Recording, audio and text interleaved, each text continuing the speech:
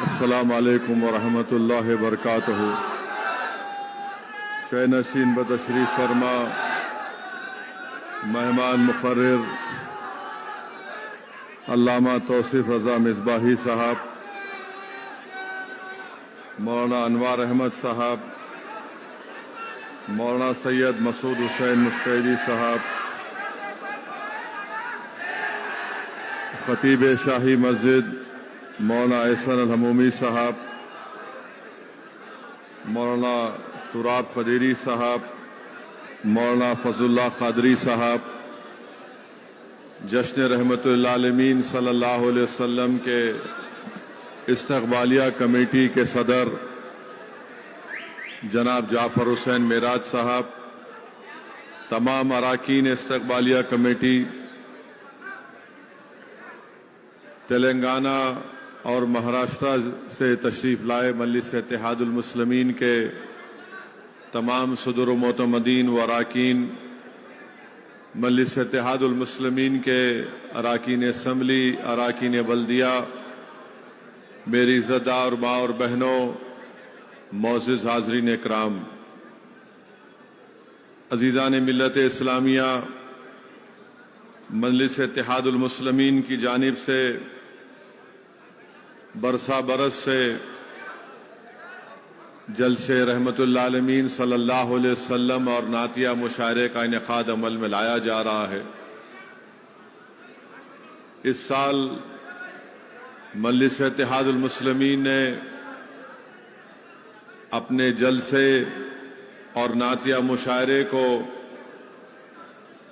حسب روایت 4 دن پہلے جشن رحمت للعالمین صلی اللہ علیہ وسلم کا جلسہ اور نعتیہ مشاعرے کا انعقاد مجلس کرنے جا رہی ہے۔ آپ جانتے ہیں کہ مجلس اتحاد المسلمین نے یہ فیصلہ اس لیے لیا کیونکہ جس دن رات میں مجلس کا جلسہ تھا یا ہونے والا تھا، 27 تاریخ کو سپٹمبر کی اور پھر 28 کو ہمارے ہندو بھائیوں کا تہوار ہے گنیش کا، اور پھر اسی دن میلاد کا جلوس بھی حیدرآباد میں بڑا فقید المثال جلوس نکلتا ہے۔ تو سب سے رائے مشورہ کر کے یہ فیصلہ لیا گیا کہ ہمارے لیے بہت ضروری ہے کہ ہم ہمارے شہر اور ہماری ریاست کے امن کو برقرار رکھیں، اور آپ تمام لوگ جانتے ہیں کہ 1.5-2 مہینے کے اندر ریاست تلنگانہ میں اسمبلی کے انتخابات بھی ہونے جا رہے ہیں۔ اسی لیے مجلس نے فیصلہ لیا کہ ہر حال میں امن کو برقرار رکھا جائے، کسی بھی قسم سے ایسی طاقتوں کو موقع نہ دیا جائے جو ہمارے ریاست تلنگانہ کے 9 سال کے امن کو کوئی بگاڑ سکے۔ اور یہ فیصلہ لیا گیا کہ آج جشن رحمت للعالمین صلی اللہ علیہ وسلم کا جلسہ ہوگا، اور انشاءاللہ کل نعتیہ مشاعرہ ہوگا۔ آپ نے یہ بھی سنا، جنید پاشا نے بتایا کہ 1 اکتوبر کے دن انشاءاللہ تعالی دوپہر 12 بجے میلاد کمیٹی کے زیر اہتمام میلاد جلوس کی شروعات مکہ مسجد سے کی جائے گی۔ میری آپ تمام سے ادباً گزارش ہے، غلامان مصطفیٰ سے، عاشقان مصطفیٰ صلی اللہ علیہ وسلم سے، کہ وہ 1 اکتوبر کے جلوس میں شرکت کریں، اور میری آپ سے یہ بھی گزارش ہے کہ ہم اپنے شہر کے اور اپنی ریاست کے امن کو برقرار رکھیں۔ عید میلاد النبی اور جشن رحمت للعالمین صلی اللہ علیہ وسلم تو صبح قیامت تک جاری اور ساری رہے گا انشاءاللہ۔ میرے عزیز دوستوں اور بزرگوں، ابھی مجھے مولانا انوار احمد صاحب بتا رہے تھے کہ 9 ربیع الاول کے تعلق سے بھی ایک قول ہے کہ 9 ربیع الاول کے دن رسول اللہ صلی اللہ علیہ وسلم کی بھی آمد ہوئی ہے۔ تو میں آپ تمام کو عید میلاد النبی کی مبارکباد بھی پیش کرتا ہوں، اور میرے عزیز دوستوں اور بزرگوں، علماء کرام نے ماہ ربیع الاول کی ایک بہت بڑی تصریح فرمائی اور یہ لکھا اور فرمایا کہ اس ماہ ربیع الاول کی ایک بہت بڑی فضیلت ہے اور اس کا مرتبہ ہے، بلکہ یہ بھی لکھا کہ اس ماہ مبارک کا مرتبہ ماہ رمضان سے بھی بڑھ کر ہے، اس لیے کہ رمضان کے مبارک مہینے میں اللہ سبحانہ و تعالیٰ نے قرآن کریم کو نازل کیا، تو اللہ سبحانہ و تعالیٰ نے ربیع الاول کے مہینے میں صاحب قرآن کو بھیجایا، اس میں قرآن آیا تو اس مہینے میں قرآن والے تشریف لائے، اور اگر اللہ محمد مصطفیٰ صلی اللہ علیہ وسلم کو پیدا نہ کرتا تو ہم کو نہ قرآن ملتا، نہ نماز ملتی، نہ زکوٰۃ ملتا، اور جو کچھ ملا وہ صدقہ ہے نبی کریم صلی اللہ علیہ وسلم کا۔ بلکہ اگر محمد مصطفیٰ صلی اللہ علیہ وسلم نہ ہوتے تو کائنات کا ذرہ بھی معرض وجود میں نہیں آتا۔ حدیث قدسی ہے کہ اللہ سبحانہ و تعالیٰ فرماتا ہے کہ اے میرے محبوب، اگر آپ نہ ہوتے تو میں اپنی ربوبیت کا بھی اظہار نہیں کرتا۔ میرے عزیز دوستوں اور بزرگوں، اللہ سبحانہ و تعالیٰ نے انسان کو بے شمار نعمتوں سے نوازا۔ اللہ سبحانہ و تعالیٰ نے ہم کو اور آپ کو آنکھ دیا اس کے قدرت کے نظارے دیکھنے کے لیے، اللہ نے ہم کو کان دیے دنیا کی آوازیں سننے کے لیے، اللہ نے انسان کو دماغ دیا تاکہ اس پر زور ڈال کر وہ اچھائی اور برائی میں تمیز محسوس کر سکے، اللہ نے انسان کو ہاتھ اور پیر دیے تاکہ وہ اس کی زمین پر چل سکے، اللہ نے انسان کو دل دیا تاکہ اس میں ایک احساس پیدا ہو سکے، مگر کہیں پر بھی اللہ سبحانہ و تعالیٰ نے یہ نہیں فرمایا کہ انسان میں نے تجھے نعمتیں دے کر تجھ پر ایک بہت بڑا احسان کیا۔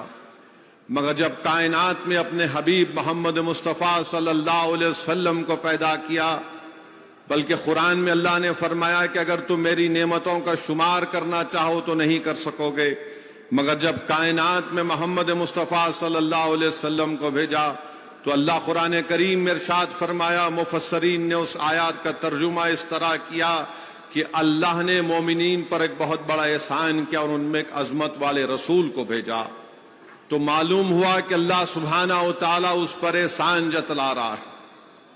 میرے عزیز دوستوں اور بزرگوں، امام سہیلی رحمت اللہ علیہ لکھتے ہیں کہ شیطان 4 مرتبہ چیخ مار کر رویا، ایک اس وقت جب اس کو ملعون قرار دیا گیا، دوسرے جب اس کو آسمانوں سے پسیوں کی طرف پھینک دیا گیا، تیسرے جب رسول اللہ صلی اللہ علیہ وسلم کی آمد ہوئی، اور چوتھے جب سورہ فاتحہ کو اللہ نے نازل کیا۔ اکرما سے روایت ہے کہ شیطان نے جب دیکھا کہ جب رسول اللہ صلی اللہ علیہ وسلم کی آمد ہوئی تو آسمان سے تارے ٹوٹ کر گر رہے تھے، تو شیطان ملعون نے اپنے لشکریوں سے کہا کہ وہ آ گیا اس دنیا میں جو میرے نظام کو درم برہم کر کے رکھ دے گا۔ تو ابلیس کے لشکریوں نے کہا کہ تم کیوں نہیں اس کے قریب جا کر اس کو جنون میں مبتلا کر دیتے۔ جب وہ محمد مصطفیٰ صلی اللہ علیہ وسلم کے قریب جانے کی کوشش کیا تو حضرت جبرائیل نے اس کو ایسی لات ماری کہ وہ یمن میں جا کر گرا۔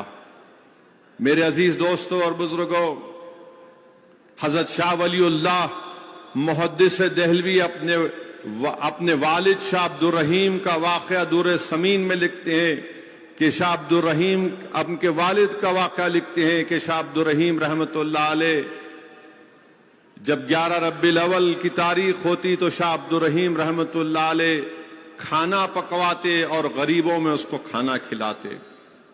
ایک دن شاہ عبد الرحیم رحمت اللہ علیہ کے پاس پیسے نہیں رہے، صرف 2 آنے تھے جس سے انہوں نے بنے ہوئے چنے خریدے اور غریبوں میں جشن عید میلاد النبی کے سلسلے میں غریبوں میں بانٹ دیے، تو شاہ ولی اللہ لکھتے ہیں کہ میرے والد نے رات میں رسول اللہ صلی اللہ علیہ وسلم کو خواب میں دیکھا، اور رحمت اللہ عالمین صلی اللہ علیہ وسلم تشریف فرمائے اور آپ کے سامنے صلی اللہ علیہ وسلم کے بھنے ہوئے چنے رکھے ہوئے، اور رسول اللہ صلی اللہ علیہ وسلم نے ارشاد فرمایا کہ عبد الرحیم تو نے ان چیزوں ان بھنے ہوئے چنوں کو بانٹ کر غریبوں میں بہت اچھا کام کیا۔ تو معلوم ہوا کہ رسول اللہ صلی اللہ علیہ وسلم کی آمد کا جشن منانا رسول اللہ صلی اللہ علیہ وسلم کی خوشی کا باعث بنتا ہے۔ بانی جامع نظامیہ کے پیر و مرشد حاجی امداد اللہ مہاجر مکی رحمت اللہ علیہ، انور اللہ شاہ فاروقی رحمت اللہ علیہ کے پیر و مرشد حاجی امداد اللہ مہاجر مکی رسالہ فیصلہ حفظ مسئلہ میں لکھتے ہیں کہ فقیر کا مشرب یہ ہے کہ وہ عید میلاد النبی کی تقریب میں شرکت کرتا ہے اور اس کو منعقد بھی کرتا ہے اور اس سے فیوز و برکات بھی حاصل کرتا ہے۔ تو میرے عزیز دوستوں اور بزرگوں، آج ہم تمام لوگ جشن رحمت اللہ عالمین کے سلسلے میں جمع ہوئے ہیں، اور قرآن کریم میں اللہ سبحانہ و تعالی سورہ الحجر کی 71ویں آیات میں فرماتا ہے کہ اے محبوب ہم آپ کی زندگی کی قسم کھاتا ہے اللہ، اے محبوب آپ کی زندگی کی قسم۔ حضرت عباس لکھتے ہیں کہ اللہ سبحانہ و تعالی نے رسول اللہ صلی اللہ علیہ وسلم سے ہٹ کر کسی کی بھی قسم نہیں کھائی، تو معلوم ہوا سب سے معزز اور مکرم ہے۔ میرے عزیز دوستوں اور بزرگوں، وہیں پر سورہ توبہ کی آیت نمبر 24 میں اللہ سبحانہ و تعالی فرماتا ہے کہ میرے محبوب آپ فرما دیجئے، اللہ سبحانہ و تعالی محمد مصطفیٰ صلی اللہ علیہ وسلم سے قرآن کریم میں ارشاد فرما رہا ہے کہ محبوب آپ فرما دیجئے کہ اگر تمہارے باپ، تمہارے بیٹے، تمہارے بھائی، تمہاری دولت، وہ تجارت جس کا نقصان تمہیں ڈر ہوتا ہے، اور تمہارے آرام کے گھر اگر تمہیں اللہ اور اس کے رسول اور اللہ کے راہ میں جہاد کرنے سے روکتے ہیں تو تیار ہو جاؤ، اللہ تم پر عذاب بھجائے گا، اور اللہ نافرمانوں کی مدد نہیں کرتا۔ تو میرے عزیز دوستوں اور بزرگوں، رسول اللہ صلی اللہ علیہ وسلم کی سنت اور قرآن کو ماننا ضروری ہے۔ صرف زبان سے دعوے کر دینا کہ ہم ماننے والے ہیں یہ ناکافی ہوگا۔ تو میرے عزیز دوستوں اور بزرگوں، اسی لیے شاعر مشرق علامہ اقبال نے کیا خوب لکھا کہ مغز قرآن روح ایمان جان دین، مغز قرآن روح ایمان جان دین، ہست حب رحمت للعالمین۔ مانے قرآن کا مغز رسول اللہ صلی اللہ علیہ وسلم ہے، ایمان کی جان محمد مصطفیٰ صلی اللہ علیہ وسلم ہے، ایمان کی روح محمد مصطفیٰ صلی اللہ علیہ وسلم۔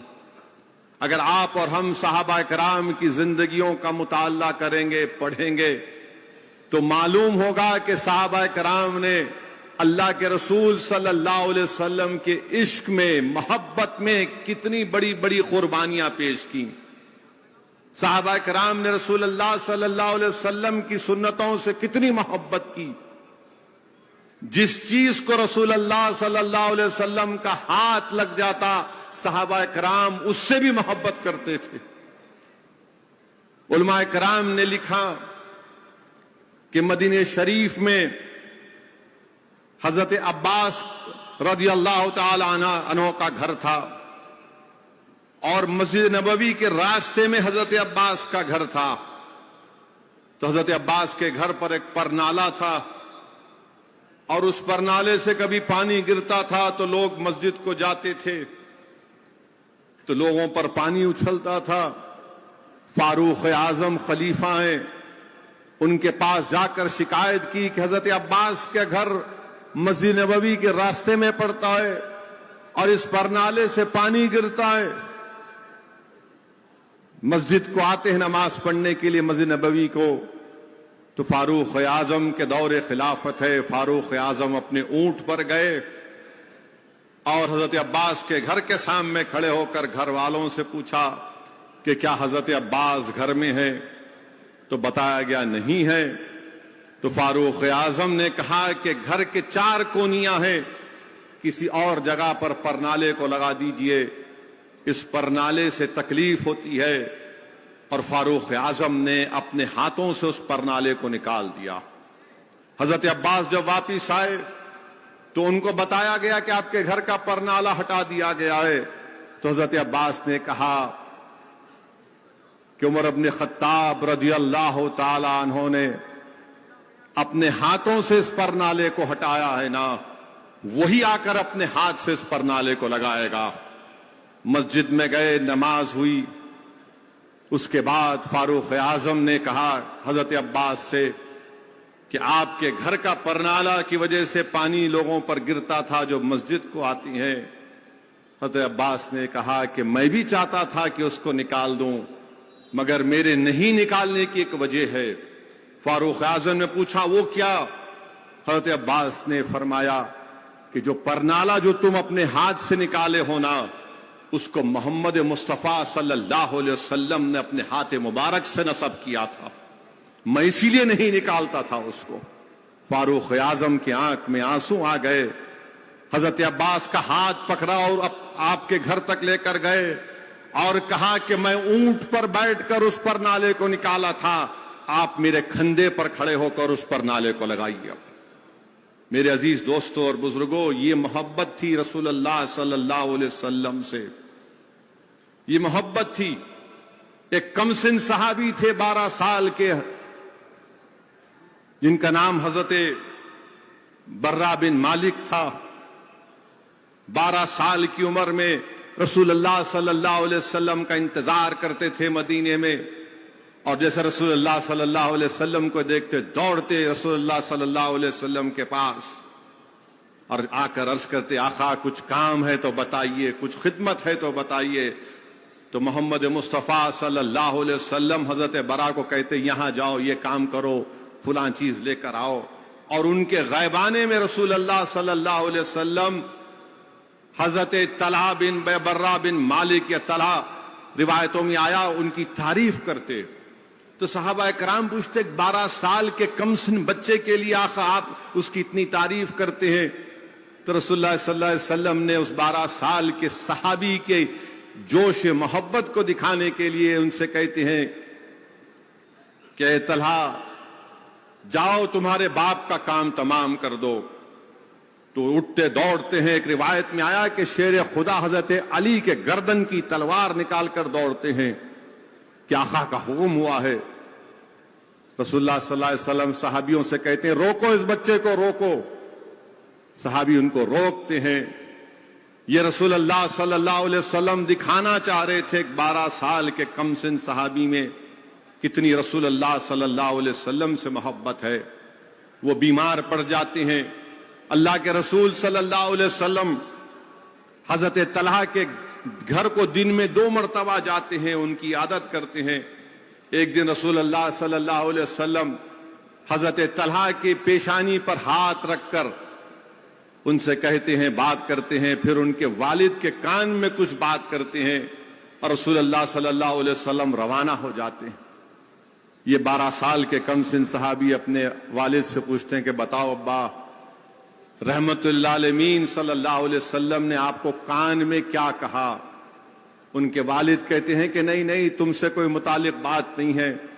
وہ کہتے نہیں ابا بتاؤ مجھے، رسول اللہ صلی اللہ علیہ وسلم نے مجھ سے نہیں کہا، آپ کے کان میں کہا۔ تو ان کے والد آنکھ میں آنسو لا کے کہتے ہیں کہ بیٹا اللہ کے رسول صلی اللہ علیہ وسلم نے مجھے بتایا کہ آج رات تو اس دنیا کو چھوڑ کر چلا جائے گا۔ تو یہ کم سن صحابی کا جوش محبت دیکھیے۔ وہ کہتے ہیں کہ ابا میری آخری وصیت سنو، آپ میری آخری وصیت سنو۔ آپ کو کہتا ہے کہ اگر میرا آج رات میں میرا انتقال ہو جائے گا تو آپ میرے انتقال کی خبر رسول اللہ صلی اللہ علیہ وسلم کو نہیں بتانا۔ ان کے والد پوچھتے ہیں کیوں نہیں بتانا؟ تو بولتے ابا مدینے کی گلیوں میں یہودیوں کے گھر ہیں، میں نہیں چاہتا کہ رسول اللہ صلی اللہ علیہ وسلم پر آنچ آئے، رسول اللہ صلی اللہ علیہ وسلم کوئی خطرہ مول لیں۔ میری وصیت ہے کہ میرے انتقال کے بعد فوراً مجھے دفنا دیا جائے، اور یہی رسول اللہ صلی اللہ علیہ وسلم کی شریعت کہتی ہے۔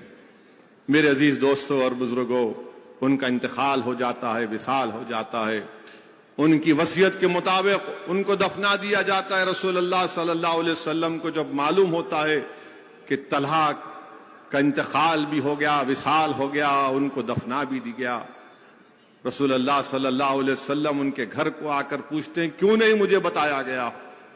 ان کے والد شرمندہ نگاہوں سے نیچے نظریں جھکا کر کہتے ہیں رسول اللہ میرے بیٹے نے وصیت کی تھی۔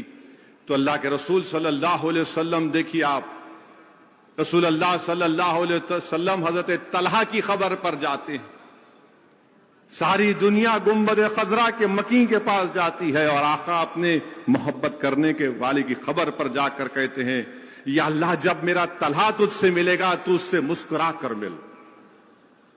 رسول اللہ صلی اللہ علیہ وسلم دعا کرتے ہیں کہ اللہ جب میرا طلحہ تجھ سے ملے گا تو مسکرا کر مل۔ میرے عزیز دوستوں اور بزرگوں، صحابہ کرام کی زندگیوں کا مطالعہ کریں گے تو ایسے بے شمار واقعات ہم کو ملیں گے کہ کنز الایمان میں حدیث شریف آئی کہ اللہ کے رسول صلی اللہ علیہ وسلم خطبہ دے رہے ہیں، جمعے کا خطبہ دے رہے ہیں، اور خطبے کے دوران میں مسجد نبوی میں کسی شخص سے کہتے ہیں کہ بیٹھ جاؤ۔ جب یہ آواز مسجد نبوی سے باہر نکلتی ہے، حضرت مرثد رضی اللہ تعالیٰ عنہ گھر کے دروازے کی چوکٹ پر ہیں، رحمت اللہ عالمین کی آواز کانوں میں آئی، گھر کے چوکٹ پر بیٹھ گئے۔ حضرت زید مسجد کی گلی میں ہے، آواز آئی، بیٹھ گئے۔ حضرت انس بن مالک جوتوں کی جگہ کھڑے ہوئے ہیں، آواز آئی، بیٹھ جاؤ، بیٹھ گئے۔ جب نماز کے بعد رسول اللہ صلی اللہ علیہ وسلم نے پوچھا کہ زید بن حارثہ کہاں ہیں، انس بن مالک کہاں ہیں، حضرت مرثد کہاں ہیں، تو سب نے کہا رسول اللہ صلی اللہ علیہ وسلم آپ کا حکم، ہم بیٹھ گئے۔ اللہ کے رسول صلی اللہ علیہ وسلم نے فرمایا کہ میں نے تم کو نہیں، آپ سے نہیں کہا تھا، کسی اور سے کہا تھا۔ حضرت انس بن مالک نے کہا یا رسول اللہ صلی اللہ علیہ وسلم آپ نے نام لے کر نہیں کہا، آپ نے کہا بیٹھ جاؤ، تو ہم بیٹھ گئے۔ یہ رسول اللہ صلی اللہ علیہ وسلم سے محبت ہے۔ کسی شاعر نے بڑا خوب کہا، لکھا، ہم نے کبھی خطرے پر غور نہ کیا، نہ کبھی دریا دیکھا، پر جہاں تیری جھلک دکھی ڈوب گئے، جہاں تیری جھلک دکھی ڈوب گئے۔ میرے عزیز دوستوں اور بزرگوں، حضرت ابو ذر غفاری رضی اللہ تعالیٰ عنہ رسول اللہ صلی اللہ علیہ وسلم کے پاس آ کر کلمہ پڑھتے ہیں، اور رسول اللہ صلی اللہ علیہ وسلم کلمہ پڑھنے کے بعد حضرت ابو ذر غفاری رضی اللہ تعالیٰ عنہ سے کہتے ہیں کہ ابو ذر آج کے بعد لوگ تمہیں تانا ماریں گے، لوگ تمہیں تانا ماریں گے، میرا نام لے کر تم ان تانوں کی فکر نہیں کرنا۔ حضرت ابو ذر غفاری رضی اللہ تعالیٰ عنہ وعدہ کرتے ہیں یا رسول اللہ صلی اللہ علیہ وسلم میں کفار کے تانوں کی فکر نہیں کروں گا۔ جب صحابی اس زمانے میں زید بن ارقم کے گھر میں نماز پڑھتے تھے تو نماز پڑھ کر نکلے تو وہاں پر صحابیوں نے کہا کہ ابو ذر اپنے ایمان کا اعلان مت کرنا ورنہ تمہیں کفاران قریش ماریں گے۔ حضرت ابو ذر غفاری نے کہا کہ مشورہ تو سنا مگر مانوں گا نہیں، مشورہ تو سن لیا مگر مانوں گا نہیں، کیونکہ میں نے رسول اللہ صلی اللہ علیہ وسلم کو وعدہ کر کے آیا تھا کہ جو تانے ماریں گے میں اس کی فکر نہیں کروں گا، میں مار کھاؤں گا مگر ارل اعلان کہوں گا کہ میں محمد مصطفیٰ کی غلامی کا طوق اپنے گلے میں ڈال چکا ہوں، اور میں اشہدو ان لا الہ الا اللہ واشہدو ان محمد رسول اللہ کا اعلان کر چکا ہوں۔ میرے عزیز دوستوں اور بزرگوں، اگر آپ صحابہ کی زندگی کا مطالعہ کریں گے تو حضرت عبداللہ مزنی رضی اللہ تعالی عنہ اسلام کو قبول کر لیے، مدینہ جانا چاہتے تھے، آپ کے چچا نے آپ کو پالا اور پوسا۔ جب رسول اللہ صلی اللہ علیہ وسلم ہجرت کر گئے، حضرت عبداللہ مزنیر کو رہے نہیں گیا، اپنی ماں کے پاس جا کر کہے کہ اماں میں تیری قربانیوں کے تلے دبا ہوں، تو نے میرے پال پوسنے کے لیے تو نے شادی نہیں کی، مگر میں اپنے آقا سے دور نہیں رہ سکتا، مجھے مدینے جانے کی اجازت دیجیے۔ وہ اپنے چچا کے پاس جاتے جو مشرک تھے اور ان سے جا کر ڈرتے ہوئے کہتے ہیں کہ میں مدینے کو جانا چاہتا ہوں۔ ان کے چچا غصے میں کہتے ہیں کہ کیوں جانا چاہتے؟ بولے میں رسول اللہ صلی اللہ علیہ وسلم کا غلام ہوں۔ تو چچا غضبناک اور کہا کہ سب دولت مجھے دے دے۔ اور جب مدینے شریف کو تشریف لائے تو اس وقت حکم یہ تھا کہ نماز کے دوران اونچا ذکر نہیں کر سکتے۔ حضرت عبداللہ مزنی فاروق اعظم کے موجود ہیں، نماز ہو رہی ہے، اونچا ذکر کر دیے۔ فاروق اعظم نے ان کو ڈانٹ دیا، وہ ڈر گئے۔ رسول اللہ صلی اللہ علیہ وسلم مسجد میں آئے اور بولے کہاں ہے میرا عبداللہ؟ ان کو بلایا گیا۔ جب رسول اللہ صلی اللہ علیہ وسلم کو دیکھے تو رونا شروع کر دیے، رونا شروع کر دیے۔ رسول اللہ صلی اللہ علیہ وسلم نے پوچھا کیوں رو رہے ہو؟ تو کہا رسول اللہ صلی اللہ علیہ وسلم آقا مجھ سے غلطی ہو گئی، میں نے زور زور سے ذکر کیا اور فاروق اعظم نے مجھے ڈانٹا۔ تو رسول اللہ صلی اللہ علیہ وسلم نے فاروق اعظم سے کہا کہ میرے عبداللہ کو تم نہیں ڈانٹنا کبھی بھی، تم نہیں جانتے اس کی قربانی کیا ہے۔ حضرت عبداللہ مزنی بیمار پڑ جاتی ہیں، وصال ہو جاتا ہے، انتقال ہو جاتا ہے۔ تو رسول اللہ صلی اللہ علیہ وسلم اپنے ہاتھوں سے ان کی قبر میں اتر کر ان کو اتارتے ہیں اور کہتے ہیں یا اللہ میں اس سے راضی تھا، تو بھی اس سے راضی ہو جا۔ میرے عزیز دوستوں اور بزرگوں، ایک صحابی تھے جن کا نام ابو خزیمہ رضی اللہ تعالیٰ عنہ تھا۔ واقعات میں آیا کہ اللہ کے رسول صلی اللہ علیہ وسلم نے ایک یہودی سے گھوڑا خریدا، قیمت طے ہو گئی اور رسول اللہ صلی اللہ علیہ وسلم نے فرمایا کہ میں جا کر پیسے لے کر آؤں گا۔ تو اتنے میں تمام یہودی اس یہودی کو بول دیے تو نے سستے میں بیچ دیا محمد صلی اللہ علیہ وسلم کو۔ رسول اللہ صلی اللہ علیہ وسلم واپس آئے تو اس نے کہا کہ میں آپ کو نہیں بیچوں گا۔ رحمت اللہ علیہ صلی اللہ علیہ وسلم نے فرمایا کہ تم نے مجھ سے سودا کیا ہے اتنی قیمت پر؟ تو یہودی بولا کہ نہیں میں نے نہیں کیا، اگر کوئی ایک گواہ آ جائے گا تو میں آپ کو دے دوں گا، ایک گواہ۔ حضرت ابو خزیمہ رضی اللہ تعالیٰ نے ہاتھ اٹھا کر کہے کہ میں نے سنا رسول اللہ صلی اللہ علیہ وسلم نے سودا کیا تجھ سے، یہودی کو کہا۔ وہ خاموش ہو گیا۔ رسول اللہ صلی اللہ علیہ وسلم نے حضرت بلال سے کہا کہ قیمت لو اور اس یہودی کو دو اور گھوڑے کو گھر کو لے کر جاؤ۔ اللہ کے رسول صلی اللہ علیہ وسلم نے حضرت ابو خزیمہ کا ہاتھ پکڑا اپنے دست مبارک سے اور کہا کہ ابو خزیمہ تو نہیں تھا یہاں پر جب میرا یہودی سے سودا ہوا تھا۔ حضرت ابو خزیمہ رضی اللہ تعالیٰ عنہ رسول اللہ صلی اللہ علیہ وسلم کے چہرے انور کو دیکھتے ہیں، خوب دیکھتے ہیں اور آنکھ میں آنسو آ جاتے ہیں اور کہتے ہیں یا رسول اللہ صلی اللہ علیہ وسلم ہم تو اللہ کو بھی نہیں جانتے تھے، آپ نے کہا اللہ ہے تو ہم نے کہا ہے۔ یا رسول اللہ صلی اللہ علیہ وسلم آپ نے کہا یہ اللہ کی کتاب ہے پڑھو تو ہم پڑھے۔ یا رسول اللہ صلی اللہ علیہ وسلم آپ نے کہا زمین و آسمان کا بنانے والا اللہ ہے تو ہم نے مانا۔ یا رسول اللہ صلی اللہ علیہ وسلم آپ نے کہا سجدہ کرو تو ہم نے سجدہ کیا۔ یا رسول اللہ صلی اللہ علیہ وسلم آپ نے کہا رمضان میں روزہ رکھو تو ہم نے روزہ رکھا۔ اور ایک گھوڑے کے لیے رسول اللہ صلی اللہ علیہ وسلم میں گواہی نہیں دے سکتا۔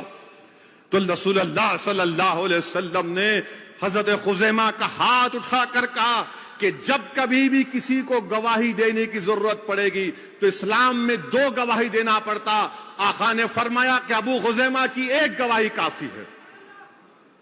حضرت ابو خزیمہ رضی اللہ تعالی عنہ کی ایک گواہی کافی ہے۔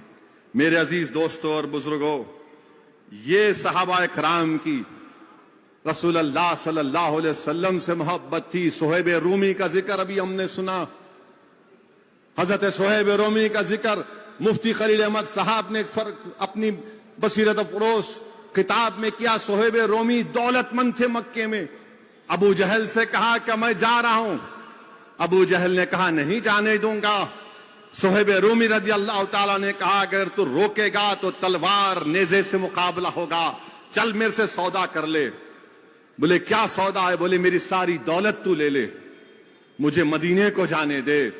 ساری دولت دے دیے اس شیطان کو، اور مدینے شریف کو جب گئے تو اللہ کے رسول صلی اللہ علیہ وسلم نے ارشاد فرمایا کہ صہیب رومی، تم نے پوری دولت دے کر اللہ اس کے رسول کی خوشنودی حاصل کی، اور آقا نے کیا فرمایا؟ مگر تم نے سودا سستا کیا، مگر تم نے سودا سستا کیا۔ میں کہیں پر پڑھا کہ محبوب الہی نظام الدین اولیاء کے ایک مرید آپ کے پاس ملنے آئے، تو نظام الدین اولیاء محبوب الہی سے کہا کہ حضرت کچھ دے دیجیے آپ کا تبرک۔ تو نظام الدین اولیاء نے کہا یہ میری جوتی ہے، رکھ لے۔ جب وہ نظام الدین اولیاء محبوب الہی کے جوتی رکھ کر جا رہا تھا، راستے میں امیر خسرو سے ملاقات ہو گئی، راستے میں امیر خسرو سے ملاقات ہو گئی رحمت اللہ علیہ سے۔ وہ عاشق نظام الدین اولیاء تھے۔ اس کو کہا رک رک رک۔ اس نے کہا کیوں روکنے کو کہہ رہے ہو؟ امیر خسرو نے کہا کہ تیرے پاس سے میرے پیر مرشد کی خوشبو آ رہی ہے۔ اس نے کہا کہ نہیں نہیں۔ بولے نہیں، بتا سچائی کیا ہے؟ اس نے کہا کہ میں محبوب الہی نظام الدین اولیاء کے پاس گیا اور ان کی جوتیاں میرے پاس ہیں۔ امیر خسرو نے کہا کہ لا دے دے مجھے۔ بولا کہ نہیں دوں گا۔ بول کتنی قیمت لگائے گا؟ میں تجھے 2 لاکھ دینار دوں گا۔ غریب تھا، بولے 2 لاکھ دینار؟ بولے ہاں۔ 2 لاکھ دینار دیے، اپنے پیر و مرشد محبوب الہی کے ان جوتیوں کو لیا، اپنے دونوں سر کے بازو ایک کو یہاں رکھا ایک یہاں رکھا، اور اس پر امامہ باندھ کر محبوب الہی کے خانقاہ میں گئے۔ محبوب الہی درس دے رہے تھے، تقریر کر رہے تھے، اور امیر خسرو کے دل و دماغ میں بڑا خوشی تھی کہ میں نے 2 لاکھ دینار دے کر اپنے پیر و مرشد کی جوتیوں خرید لیا۔ تو محبوب الہی نے ایک نظر ڈالی ان پر، کہا کہ امیر خسرو تو نے بڑا سستا سودا کیا میری جوتیوں کا۔ میرے عزیز دوستوں اور بزرگوں، صحابی رسول تھے، حضرت خباب مزدور تھے، ایک یہودی آس بن وائل کے پاس مزدوری کرتے تھے۔ 2 دن مزدوری کے بعد جب مزدوری لینے کی بات آئی تو اس نے کہا کہ نہیں دوں گا مزدوری، تو محمد مصطفیٰ صلی اللہ علیہ وسلم کے کلمے کو چھوڑ دے۔ حضرت خباب نے کہا کہ نہیں نہیں، میں نہیں کر سکتا۔ اس نے اصرار کیا، دیکھو تمہاری 2 دن کی مزدوری ہے، 3 دن کی مزدوری ہے، تم چھوڑ دو اسلام کو۔ انہوں نے کہا نہیں چھوڑوں گا۔ پھر مسکرا کر حضرت خباب نے کہا میں تو یہ سمجھ رہا تھا کہ میری مزدوری مجھے ملے گی، مگر میرے آقا پر میری مزدوری میں قربان کرتا ہوں، مجھے تیری پیسوں کی ضرورت نہیں۔ ہاتھوں میں چھالے پڑ گئے تھے حضرت خباب کے، کہا کہ تیرے پیسوں کی ضرورت نہیں ہے، میں اسلام کو نہیں چھوڑ سکتا۔ میرے عزیز دوستوں اور بزرگوں، وہیں پر ہم دیکھیں گے حضرت عبد الرحمن بن عوف، عشر مبشرہ، جس کو دنیا میں جنت کی بشارت دے دی گئی، جس کے پیچھے رسول اللہ صلی اللہ علیہ وسلم نے نماز پڑھی۔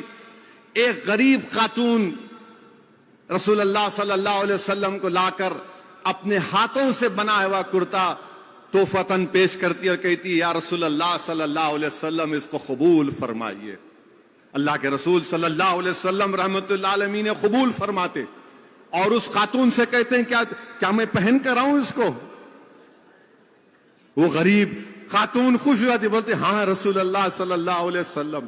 رسول اللہ صلی اللہ علیہ وسلم اپنے گھر میں تشریف لاتے ہیں، اپنا کرتا اتارتے ہیں، اس خاتون کا تو لاہوا تحفہ پہن کر آتے ہیں۔ وہ خاتون بڑی خوش ہو جاتی ہے۔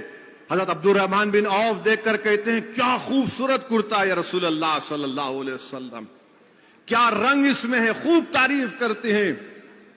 تو رسول اللہ صلی اللہ علیہ وسلم نے کہا کہ عبد الرحمن کیا تمہیں پسند آیا اور تمہیں چاہیے کیا؟ بولتے یا رسول اللہ صلی اللہ علیہ وسلم مجھے عطا فرما دیجیے۔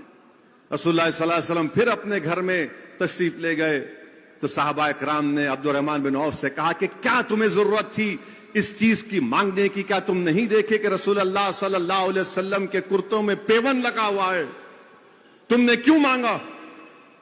صحابہ اکرام ناراض ہوتے ہیں تو عبد الرحمن بن عوف کہتے ہیں، آنکھ میں آنسو لا کر کہتے ہیں کہ میری پوری داڑھی سفید ہو چکی ہے، जिंदगी का चिराग बुझने को है। तुम ये समझ रहे हो कि मैं इसको अपने पहनने के लिए लिया हूं? नहीं, मैं तो इसको अपने कफन के लिए रसूल अल्लाह सल्लल्लाहु अलैहि वसल्लम से मांग रहा हूं। मेरे अजीज दोस्तों और बुजुर्गों, ये अब्दुर्रहमान बिन औफ अशरे मुबश्शरा, रसूल अल्लाह सल्लल्लाहु अलैहि वसल्लम से ये मोहब्बत थी। एक मेहमान कहीं दूर से आया मदीने को और आकर कहा, रसूल अल्लाह सल्लल्लाहु अलैहि वसल्लम, मैं किसी के घर में मेहमान नहीं बनूंगा, आपके घर में मेहमान बनूंगा। अल्लाह के रसूल सल्लल्लाहु अलैहि वसल्लम ने कहा कि आओ। अल्लाह के रसूल सल्लल्लाहु अलैहि वसल्लम ने अपनी चारपाई पर कहा कि इस पर सो जाओ। अहले खाना की 4 बकरियों का दूध वो पूरा पी गया, चारों का खाना खूब खा लिया, और रात में जब सो गया तो उस पर चारपाई पर पेशाब भी कर दिया। जब सुबह उठा तो शर्मिंदगी हुई और कहा कि कोहराम मच जाएगा। उठा, कुएं के पास गया, गुस्ल लिया, कपड़ों को धो रहा था तो अचानक ख्याल आया उसको कि मेरी सोने की अंगूठी वहां पर भूल गया। डर रहा था जाऊंगा तो अवाम सहाबा कराम होंगे वहां पर, मगर सोने की अंगूठी थी। डर डर कर घर पर गया तो क्या देखता है कि रसूल अल्लाह सल्लल्लाहु अलैहि वसल्लम बाल्टी में पानी लाकर उसके पेशाब को साफ कर रहे हैं और कहते हैं, उसका हाथ पकड़कर बिठाते हैं, बैठो, तुम्हारा मैदा खराब है इसलिए तुमसे ये रात में हरकत हो गई, मैं तुम्हारे लिए खाना लेकर आता हूं। वो चीख मारता है, रोता है और कदमों में गिर जाता है, रसूल अल्लाह सल्लल्लाहु अलैहि वसल्लम, मेरे मोटे दिमाग में अब ये बात समझ में आ गई कि आप रहमतुल्लाह अलमीन है, अब अल्लाह के सच्चे रसूल हैं। अपने कबीले को वापस गया और 500 लोगों को लाया, उस तमाम के तमाम ने इस्लाम को कबूल किया। मेरे अजीज दोस्तों और बुजुर्गों, ये बताने का मकसद ये है कि सहाबा कराम रसूल अल्लाह सल्लल्लाहु अलैहि वसल्लम से कितनी मोहब्बत करते थे। हजरत जाबिर बिन अब्दुल्लाह किसी जंग से वापिस आ रहे हैं, जिहाद से वापिस आ रहे हैं। अल्लाह के रसूल सल्लल्लाहु अलैहि वसल्लम देख रहे हैं पलट पलट कर कि जाबिर का ऊंट कहां है। घोड़ा पलटा कर आकर हजरत जाबिर से कहते हैं, जाबिर तेरा ऊंट क्यों इतना धीरे चल रहा है? वो कहती है, रसूलुल्लाह सल्लल्लाहु अलैहि वसल्लम ज़ईफ हो चुका है। अल्लाह के रसूल सल्लल्लाहु अलैहि वसल्लम अपने हाथ में छड़ी मुबारक से इस ऊंट पर कहते हैं, मार कर कहते हैं कि तू दौड़ता क्यों नहीं है, तू तेज चल। और रसूलुल्लाह सल्लल्लाहु अलैहि वसल्लम पूरे मखलूक के रहमतुल्लाह अलमीन है, और जैसा रसूलुल्लाह सल्लल्लाहु अलैहि वसल्लम ने किया तो हजरत जाबिर का ऊंट सबके ऊंटों और घोड़ों से ज्यादा तेज भागना शुरू कर दिया। जब पहुंच गए मदीने को तो रसूलुल्लाह सल्लल्लाहु अलैहि वसल्लम ने पूछा कि जाबिर तेरा ऊंट मुझे दे दे, मैं खरीदता हूं। हजरत जाबिर परेशान है, पैसों की जरूरत भी है, ऊंट की सवारी की जरूरत है। बोले क्या कीमत है इसकी? तो कहे 6 दिनार, ये 6 दिरहम। रसूलुल्लाह सल्लल्लाहु अलैहि वसल्लम ने कहा कि नहीं, 10 दूंगा। वो अपने घर को ले गए, अपने ऊंट को सजाया, नहलाया। जब लेकर आए तो उनको 10 जो कीमत थी वो दे दी। और जब वो हज़रत जाबिर जाने लगे तो रसूलुल्लाह सल्लल्लाहु अलैहि वसल्लम पुकारा, जाबिर वापिस आओ। और कहा कि मेरा एक पुराना ऊंट है, उसको मैंने खरीदा है इतनी कीमत में, 10 दिरहम में, ये मैं तुमको तोहफा देता हूं। हज़रत जाबिर रोते हैं, आंख में आंसू आ जाते हैं, कहते हैं रसूलुल्लाह सल्लल्लाहु अलैहि वसल्लम मुझे पैसों की भी जरूरत थी। वो अपनी किस्मत पर नाज करते हैं कि अल्लाह ने हमको ऐसा रसूल दिया। हज़रत जाबिर ऊंट के लगान को अपने कंधे पर मुस्कुराते हुए जाते हैं तो किसी आशिक रसूल ने क्या खूब कहा कि सबसे आला और औला हमारा नबी, सबसे बाला और औला हमारा नबी, दोनों आलम का दूल्हा हमारा नबी।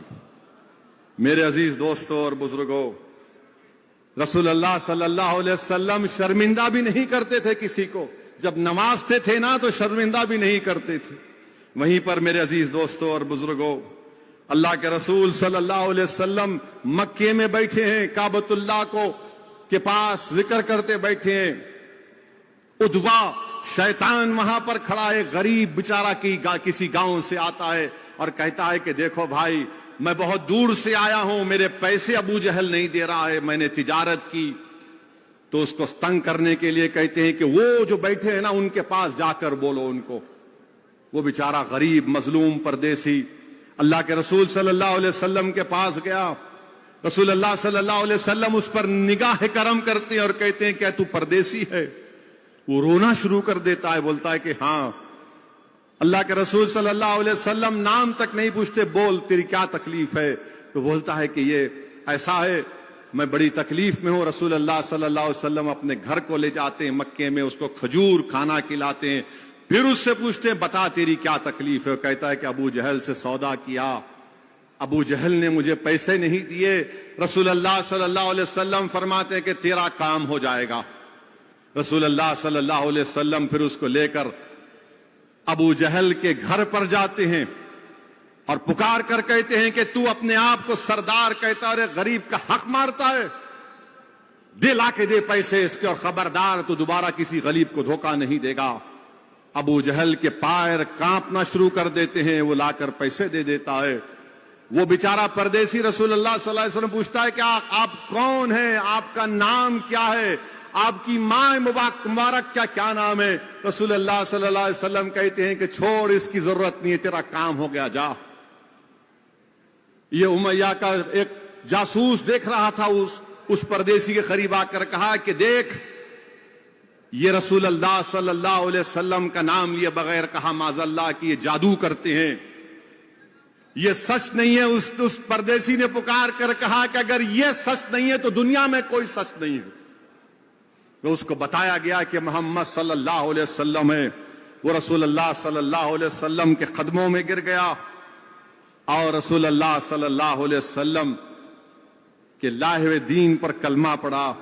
میرے عزیز دوستوں اور بزرگوں, یہ بتانے کا مقصد یہ ہے نوجوانوں تم کو کہ تمہارے دل و دماغ میں صحابہ کا نام نہیں ہے, تمہارے دل و دماغ میں فحش گانے پیدا ہو چکے ہیں, تمہارے دل و دماغ میں تمہاری زبانوں پر یہ بیکار غلیظ گناہگار یہ لوگ جو پردے پر ناچتے ہیں ان کا نام تمہیں معلوم, تمہیں ان کا نام نہیں معلوم جن کی بدولت تم کو دین ملا ہے. تم یہ سمجھ رہے کہ اسلام تم کو بادشاہوں کے محل سے ملا, تم غلط سمجھ رہے ہو.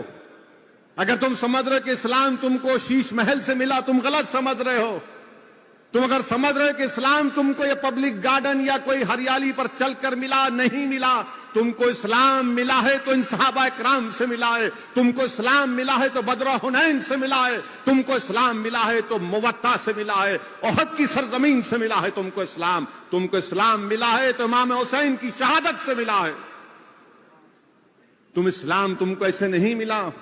کیا تم بھول گئے میرے عزیز دوستوں اور بزرگوں کہ حضرت خبیب بن عدی, حضرت عاصم اور حضرت زید دسانہ کی قربانی کو دھوکہ دے کر ان کو بلایا گیا کہ اسلام کی دعوت دو. احد کے بعد کفاروں نے طے کر لیا تھا, ایک عورت کا نام تھا, اس کا نام سلافہ تھا, اس نے قسم کھائی تھی کہ جس نے میرے 2 بیٹوں کو مارا حضرت عاصم کو میں مار کر ان کی کھوپڑی میں شراب ڈال کر پیوں گی. 200 لوگ 6 لوگوں کو گھیر لیے. حضرت عاصم نے کہا رضی اللہ تعالی عنہ نے کہ ہم سے دھوکہ ہوا, آپ نے نیزے سے مقابلہ کیا, آپ نے کہا کہ میں کفاروں کی محروس نہیں رہوں گا, پھر تلوار سے مقابلہ کیا, پھر تیروں سے مقابلہ کیا, اور جب شہادت کے قریب تھے تو اللہ سے دعا کی, یا اللہ میری اس قربانی کو میرے آقا محمد مصطفیٰ صلی اللہ علیہ وسلم تک پہنچا دینا. اور اللہ سے دعا کی حضرت عاصم نے کہ یا اللہ میں تیری راہ میں اپنی گردن کو کٹا رہا ہوں, میرے سر کی لاز رکھ لے یا اللہ. حضرت عاصم شہید ہو گئے تو کفار نے سوچا کہ اب ان کی گردن کاٹ کر اس سفیلہ خاتون کو دے دیں گے, تو اللہ نے شہد کی مکھیوں کے گھول کو بجایا, جھول کو بجایا, وہ ان کی لاش کو گھیر لیے. تو کفار نے فیصلہ کیا کہ صبح میں ان کا سر کاٹا جائے گا. رات میں بارش ہوئی اور اس بارش نے حضرت عاصم کی لاش کو بہا کر لے کر چلے گئے. میرے عزیز دوستوں اور بزرگوں, 3 صحابی طارق بن عبداللہ, زید بن دسانہ اور حضرت خبیب بن عدی بچ گئے. حضرت طارق بن عبداللہ کو جب گرفتار کیا گیا, چلنے سے انکار کیے, ان کو وہیں شہید کر دیا گیا. حضرت زید بن دسانہ کو لے جا کر سولی پر جب چڑھایا جا رہا تھا تو ابو سفیان اسلام قبول نہیں کیے تھے اس وقت تک. انہوں نے کہا کہ زید کیا یہ اچھا ہوتا کہ تمہاری اس جگہ پر محمد صلی اللہ علیہ وسلم ہوتے. حضرت زید دسانہ پکار کر کہتے ہیں نہیں نہیں خدا کی قسم میں اس بات کو بھی تصور نہیں کرتا کہ میں کسی گھر میں آرام سے بیٹھا ہوں اور رسول اللہ صلی اللہ علیہ وسلم کو ایک کیلا چبھ جائے ایک کانٹا چبھ جائے تم یہاں کی کیوں بات کرتے ہو. ابو سفیان پکار کر کہتے ہیں یہ کیسی محبت ہے جو محمد صلی اللہ علیہ وسلم سے صحابہ کرام کرتے ہیں. زید بن دسانہ سولی پر چڑھ گئے. نوجوانوں ان سے اسلام ملا ہم کو. سگریٹ پینے سے ناچ گانے کے فاحش گفتگو سننے سے اسلام نہیں ملا. زید بن دسانہ کے سولی چڑھنے سے تم کو ہم کو اسلام ملا. حضرت خبیب بن عدی کو گرفتار کر کے کفار مکہ لے کر گئے, جیل میں ڈال دیا. ایک خاتون کو رکھا کہ خبیب بن عدی کو دیکھو. وہ خاتون دیکھتی کہ ان کے پاس مکے میں انگور ان کے ہاتھ میں, مکے میں کہاں سے انگور آئے, تو اللہ ان کو انگور دے رہا تھا. جب فیصلہ ہو گیا کہ خبیب بن عدی کو پھانسی پر لٹکا دیا جائے گا تو انہوں نے کہا کہ مجھے وسترا دو, میں اپنی صاف صفائی کرنا چاہتا ہوں, میں صاف ستھری حالت میں اپنے مالک سے اللہ سے ملنا چاہتا ہوں. وسترا دیا گیا تو اس لڑکی کا کمسن بچہ ان کے گود میں آ کر بیٹھ گیا. اب سب پریشان کہ کیا خبیب بن عدی اس وسترے سے اس بچے کا کیا کریں گے. یہ عاشق رسول نے کہا کہ میں محمد صلی اللہ علیہ وسلم کا امتی ہوں, میں ان کا غلام ہوں, میں اس بچے کو کچھ نہیں کروں گا. بچے کو اس کی ماں کے حوالے کیا. اور جب ان کو لے کر گئے تو کفاران مکہ نے پورے مکے کے کفاروں کو جمع کیا جب سولی پر ان کو لٹکا دیا گیا تھا, اور سب سے کہا کہ آؤ محمد صلی اللہ علیہ وسلم کا ایک غلام پکڑا گیا ہے, آؤ اور آ کر ان سے بدلا لو. پورا کفاران مکہ جمع ہو گئے. خبیب بن عدی کو کوئی تلوار مارتا, کوئی نیزہ مارتا, کوئی پتھر پھینکتا, کوئی گالی دیتا, کوئی ان پر کیا کیا نہیں کرتا.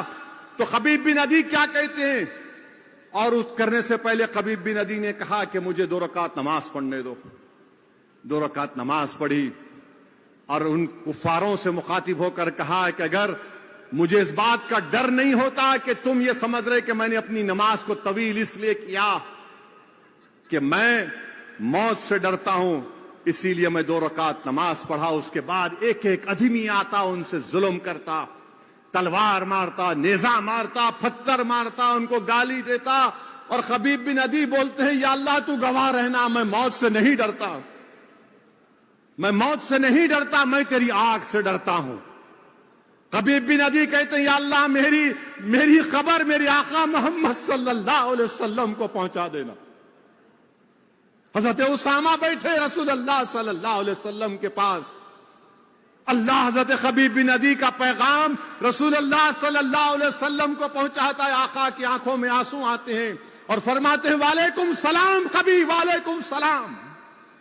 اور آقا فرماتے ہیں کہ کون ہے وہ جو خبیب بن عدی کی لاش کو اتارے. میرے عزیز دوستو اور بزرگوں, یہ دین ہم کو اس طرح ملا, اور اگر تم یہ سمجھتے ہو کہ دین تم کو یہ ناچنے گانے والوں کے ناموں کو دیکھ کر نام ہوگا مسلمان مگر کارنامے کیا ہے ان کے دیکھ لو. تمہاری زبانوں پر تمہاری سوچ میں صحابہ کرام کی محبت کو پیدا کرو, ان کی قربانیوں کو یاد کرو. کیا تم بھول گئے میرے عزیز دوستو اور بزرگوں, حضرت عمار رضی اللہ تعالیٰ عنہ کون تھے؟ آنکھ پر ان کو لٹا دیا جاتا جب اسلام کو قبول کیا. آنکھ پر رسول اللہ صلی اللہ علیہ وسلم مکے میں جا رہے, حضرت عمار پکارتے یا رسول اللہ مجھے آنکھ پر لٹا کر جلایا جا رہا ہے. اللہ کے رسول صلی اللہ علیہ وسلم آگ کو حکم فرماتے ہیں آگ تو ٹھنڈی ہو جا, رحم والی ہو جا, جس طرح تو حضرت ابراہیم پر ٹھنڈی ہوئی تھی. اور جب حضرت عمار رضی اللہ تعالی عنہ کی تکلیف ختم ہوتی ہے, رسول اللہ صلی اللہ علیہ وسلم حضرت عمار کی پشت پر ہاتھ رکھ کر اپنا دست مبارک اس پر رکھتے ہیں, اور پھر بڑے اطمینان کے ساتھ عمار سے کہتے کہ عمار تو طیب بھی ہے اور مطیب بھی ہے، یعنی تو پاکیزہ بھی اور خوشبودار بھی ہے۔ اسلام ہم کو ایسے ملا کہ حضرت عمار کو آگ پر لٹا دیا جاتا تھا، اور پھر میرے عزیز دوستوں اور بزرگوں، حضرت خباب کے پیٹھ پر فاروق اعظم نے سفید دھبے دیکھے بہت سے، پوچھا حضرت خباب سے کیا ہے یہ؟ تو نے کہا کہ عمر یہ اس وقت کی نشانی ہے جب تم تلوار ہاتھ میں لیے رسول اللہ صلی اللہ علیہ وسلم کے خلاف نکلے تھے۔ ہم اسلام کے لیے، اس اسلام کی عظمت کے لیے، کفاروں کے خلاف رسول اللہ صلی اللہ علیہ وسلم کے عشق میں مجھے آگ پر لٹا دیا جاتا تھا تو میرے جسم کی چربی پگھل جاتی تھی، میں گھنٹوں بے ہوش ہو رہتا تھا، اور جب بے ہوش ہو کر اٹھتا تھا تو میرے زبان سے نکلتا تھا لا الہ الا اللہ محمد رسول اللہ۔ فاروق اعظم کہتے ہیں کہ اٹھاؤ تمہارا کرتا اٹھاؤ، میں تمہارے ان سفید دھبوں کی زیارت کرنا چاہتا ہوں۔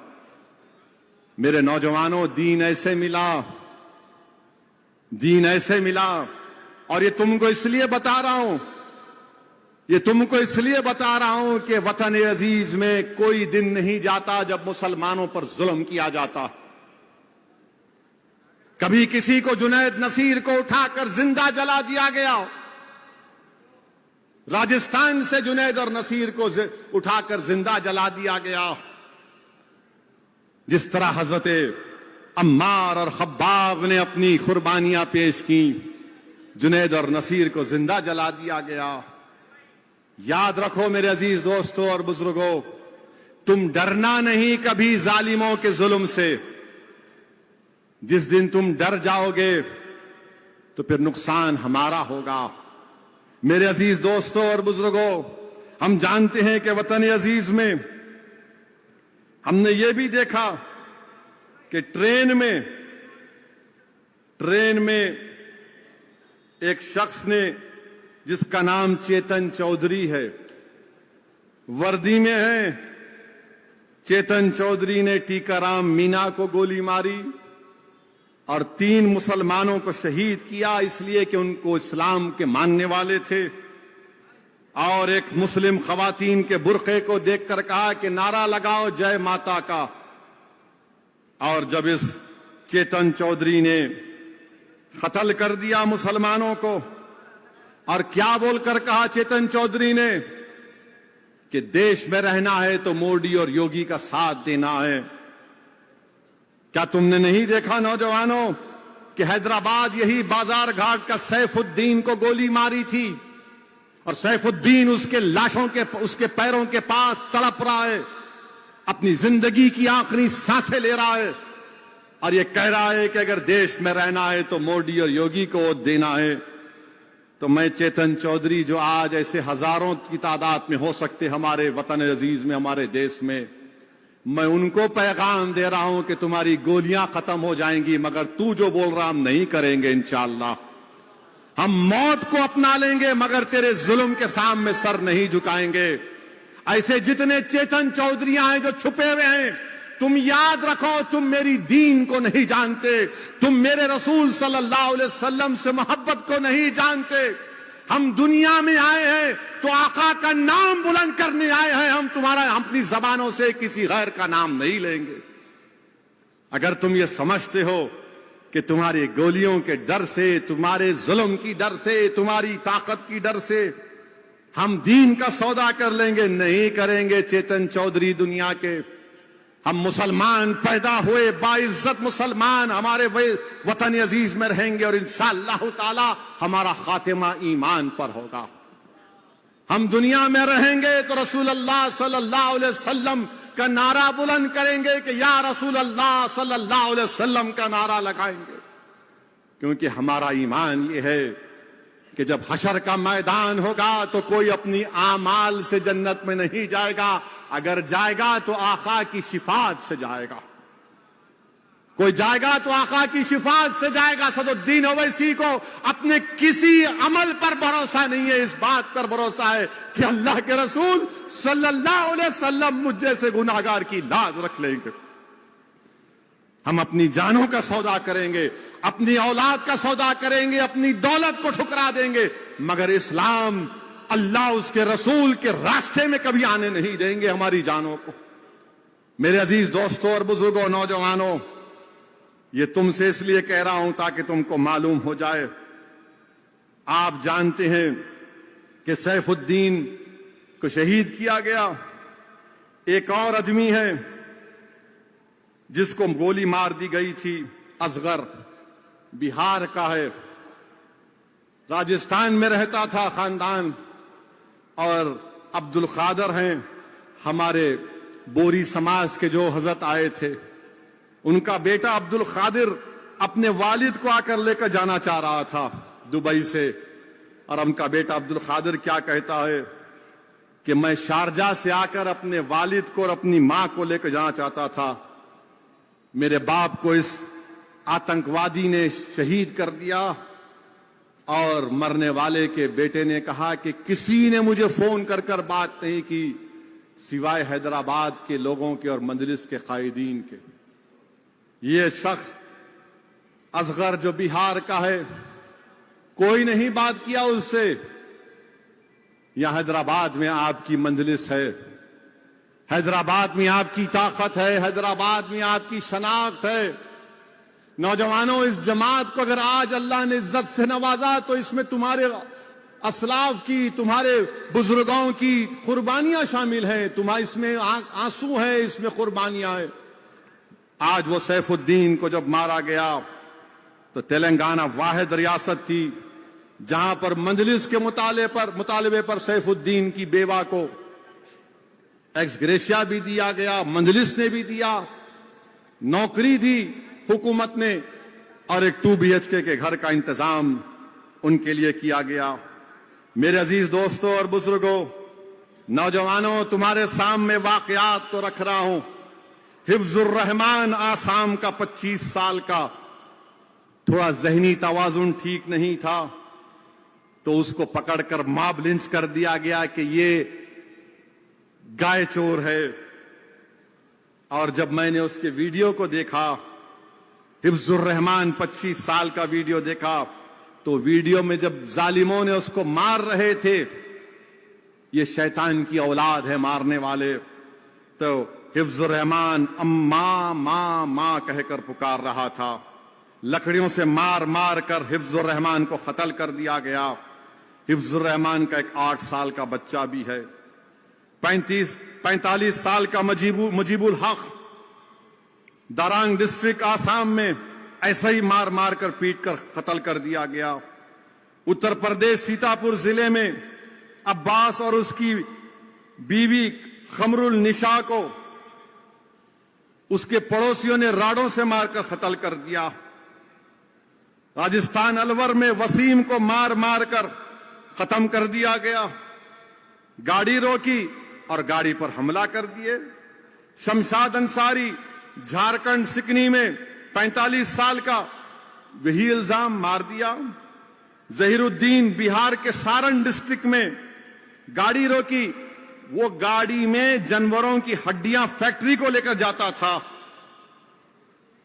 وہ ایک ضلع وہاں پر مار دیے۔ 32 سال کا افسان انصاری مہاراشٹرا کے ناسک 24 جون کو مار مار کر 20 لوگوں نے اس کو قتل کر دیا، ہائی وے پہ اسمگلنگ کر رہا ہے بیف کی۔ ناصر قریشی اس کو مار دیے۔ پھر لقمان سلیمان انصاری 23 سال کا مہاراشٹرا میں راشٹریہ بجرنگ دل کے لوگوں نے یہ الزام لگایا کہ جانور لے کر جا رہا تھا مہاراشٹرا میں، وہ دن میں 300 روپے کماتا تھا، بیوی ہے اور 18 مہینے کی بیٹی ہے۔ لقمان سلیمان انصاری کو مار دیے۔ ستارہ ڈسٹرکٹ نور الحسن کو، 31 سال کا سول انجینئر ہے، ستارہ ڈسٹرکٹ میں منصوبہ بند طریقے سے خود فیس بک پر کسی کا اکاؤنٹ ہیک کر کے غیر غلط لکھ دیے، جلوس لے کر آئے، مسجد کے اندر گھس کر نور الحسن کو قتل کر دیے۔ میرے عزیز دوستوں اور بزرگوں، اب آپ بتائیے، میں جب بات کیا یہ قتل ہونے کے بعد وہاں کے ایس پی سے، میں نے کہا کیا ہو رہا ہے ایس پی صاحب؟ تو نے کہا نہیں ایسا فیس بک پر حملہ. کیا ثبوت ہے آپ کے پاس کہ فیس بک انہوں نے ڈالا؟ کیا آپ نے آئی پی ایڈریس دیکھا اس میں کس نے کیا؟ یہ ہیک بھی ہو سکتا ہے. بعد میں معلوم ہو رہا کہ کسی اور نے کیا. نور الحسن کی جان چلے گئی. اور نور الحسن کی بیوی کیا بولتی سنو نوجوانوں. وہ ہمیشہ کہتا تھا کہ زمین سے جڑے رہنا چاہیے انسان کو. ہمبل تھا, مخلص تھا, زمین سے جڑے رہنا چاہیے تھا. مگر آج نور الحسن زمین کے نیچے چلا گیا. نوجوانوں, اس کا باپ کہتا ہے کہ زندگی میں جینے کا کوئی مقصد نہیں رہا. اکولا مہاراشٹرا میں 40 سال کا وکاس گائیکواڈ دلت ہے. اس کی آٹو رکشا میں جا رہا تھا, اس کو خوب پیٹا. کیوں پیٹا؟ ولاس گائیکواڈ کو اس کے آٹو کے پیچھے لکھا تھا KGN, خواجہ غریب نواز. بولے مسلمان ہے اس کو مارو. میرے عزیز دوستوں اور بزرگوں, یہ وطن عزیز کا حال ہے. اور پھر ہم دیکھتے ہیں کہ بھارت کی پارلیمنٹ میں ایک بی جے پی کا ایم پی ایک مسلم ایم پی کو بکواس, گندگی گالی دیتا ہے. ایک ایک بات, میں نے کیا بات بولتا ہے. لوگ کہہ رہے ہیں نہیں پارلیمنٹ میں نہیں بولنا چاہیے تھا. اچھا, پارلیمنٹ میں نہیں بولنا چاہیے تھا؟ بولے کہ نہیں اس کی زبان خراب تھی. اچھا, زبان خراب تھی؟ ارے یہ تو عوام کا نمائندہ ہے نا, تم نے اس کو ووٹ ڈالا. جب عوام اتنے لوگوں کو مار رہی ہے, جنید نصیر کو جلا رہی ہے, نوح میں گھروں کو 300-350 گھروں کو بغیر قانون کے ڈیو پروسیس کو فالو کیے گھروں کو توڑ دیے, دھرم سنسد میں گالیاں دی جاتی ہیں مسلمانوں کو, ریپ کی دھمکیاں دی جاتی ہیں, تو یہ تو تمہارا نمائندہ ہے. اس نے گالیاں دی, اچھی زبان استعمال نہیں کی. اس بی جے پی کے ایم پی نے, ارے وہ تو گوڈسے کی بات کر رہا تھا, وہ ناقابل قبول ہے. ہم تو روز سن رہے ہیں نا ان کو گالی. میں جانتا ہوں, میری عمر 8-9 سال یا 10 سال کی تھی. ہمارا گھر حیدر گڑے میں تھا, پرانا گھر. وہاں پر ہر کوئی RSS کے لوگ جب کوئی جلوس ہوتا تو ہمارے گھر کے پاس آ کر پکارتے, صلاح الدین اویسی قبرستان یا پاکستان. میں اور اکبر, ہمارے ایک تایا وحید بھائی جو بڑے طاقتور تھے, ان کے ساتھ بیٹھتے تھے. وحید بھائی لکڑی لے کے بھاگتے, یہ 25-30 پیٹ چھوڑ کے بھاگتے. ہم سنے, میں سنا ہوں میرے کانوں سے, آج میرا بیٹا سن رہا ہے. یہ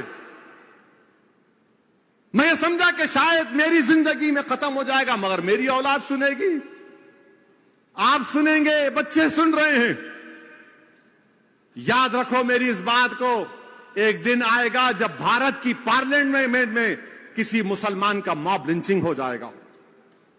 وہ دن دور نہیں ہے, اب وہ دن دور نہیں ہے. کیونکہ ہٹلر کی جب حکومت تھی تو ہٹلر کی حکومت میں لکھا جاتا تھا یہودیوں سے بچ کے رہو, یہ جرمنی کے لیے خطرہ ہے. آج یہودی لفظ کو نکال دو, مسلمان لکھ دو اس پر.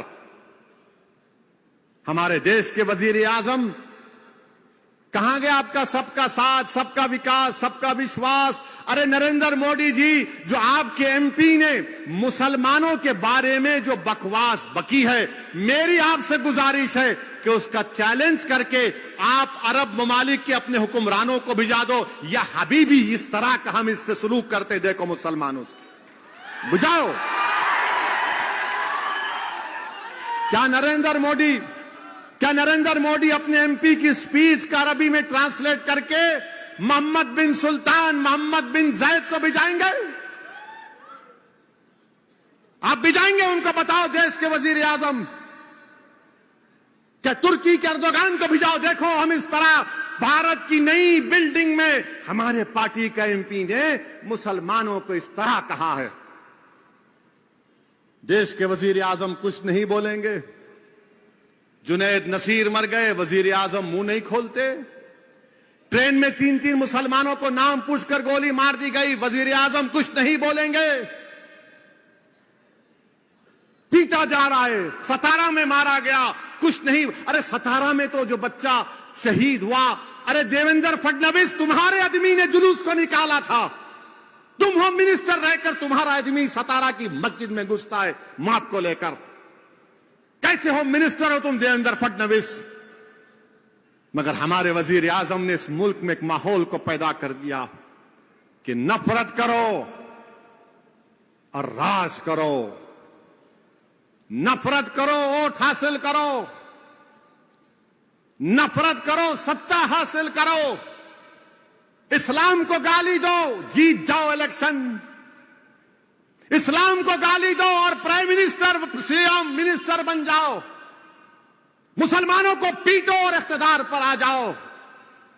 ارے یہ کب تک چلے گا نفرت؟ یہ یاد رکھو, یہ نفرت ختم اگر نہیں ہوا, یہ جو آگ لگا رہے نفرت کی آگ, یاد رکھو یہ نفرت کی آگ میں سب آ جائیں گے. ہم مرنے سے کبھی نہیں ڈرے, نہ کبھی ڈریں گے انشاءاللہ تعالی. ہم اللہ کے نام پر جیتے اور اللہ کے نام پر مرنے والوں کا نام مسلمان ہے. مگر اس ملک کا کیا ہوگا, اس دیش کا کیا ہوگا جس کو ہم نے اپنے خون پسینے سے سینچا, جس کو علامہ فضل خیر آبادی نے اپنی قربانیوں سے آزاد کیا. اس ملک کو آزاد کرانے کے لیے ہمارے علماء کرام نے جہاد کا فتویٰ دیا. مولوی علاء الدین, مولوی اسماعیل کالا پانی کی سزا کاٹے. مگر آج دیش کی پارلیمنٹ میں گالی دی جا رہی ہے اور بی جے پی سے اس کو نوٹس دیتی ہے, لو لیٹر دیتی ہے.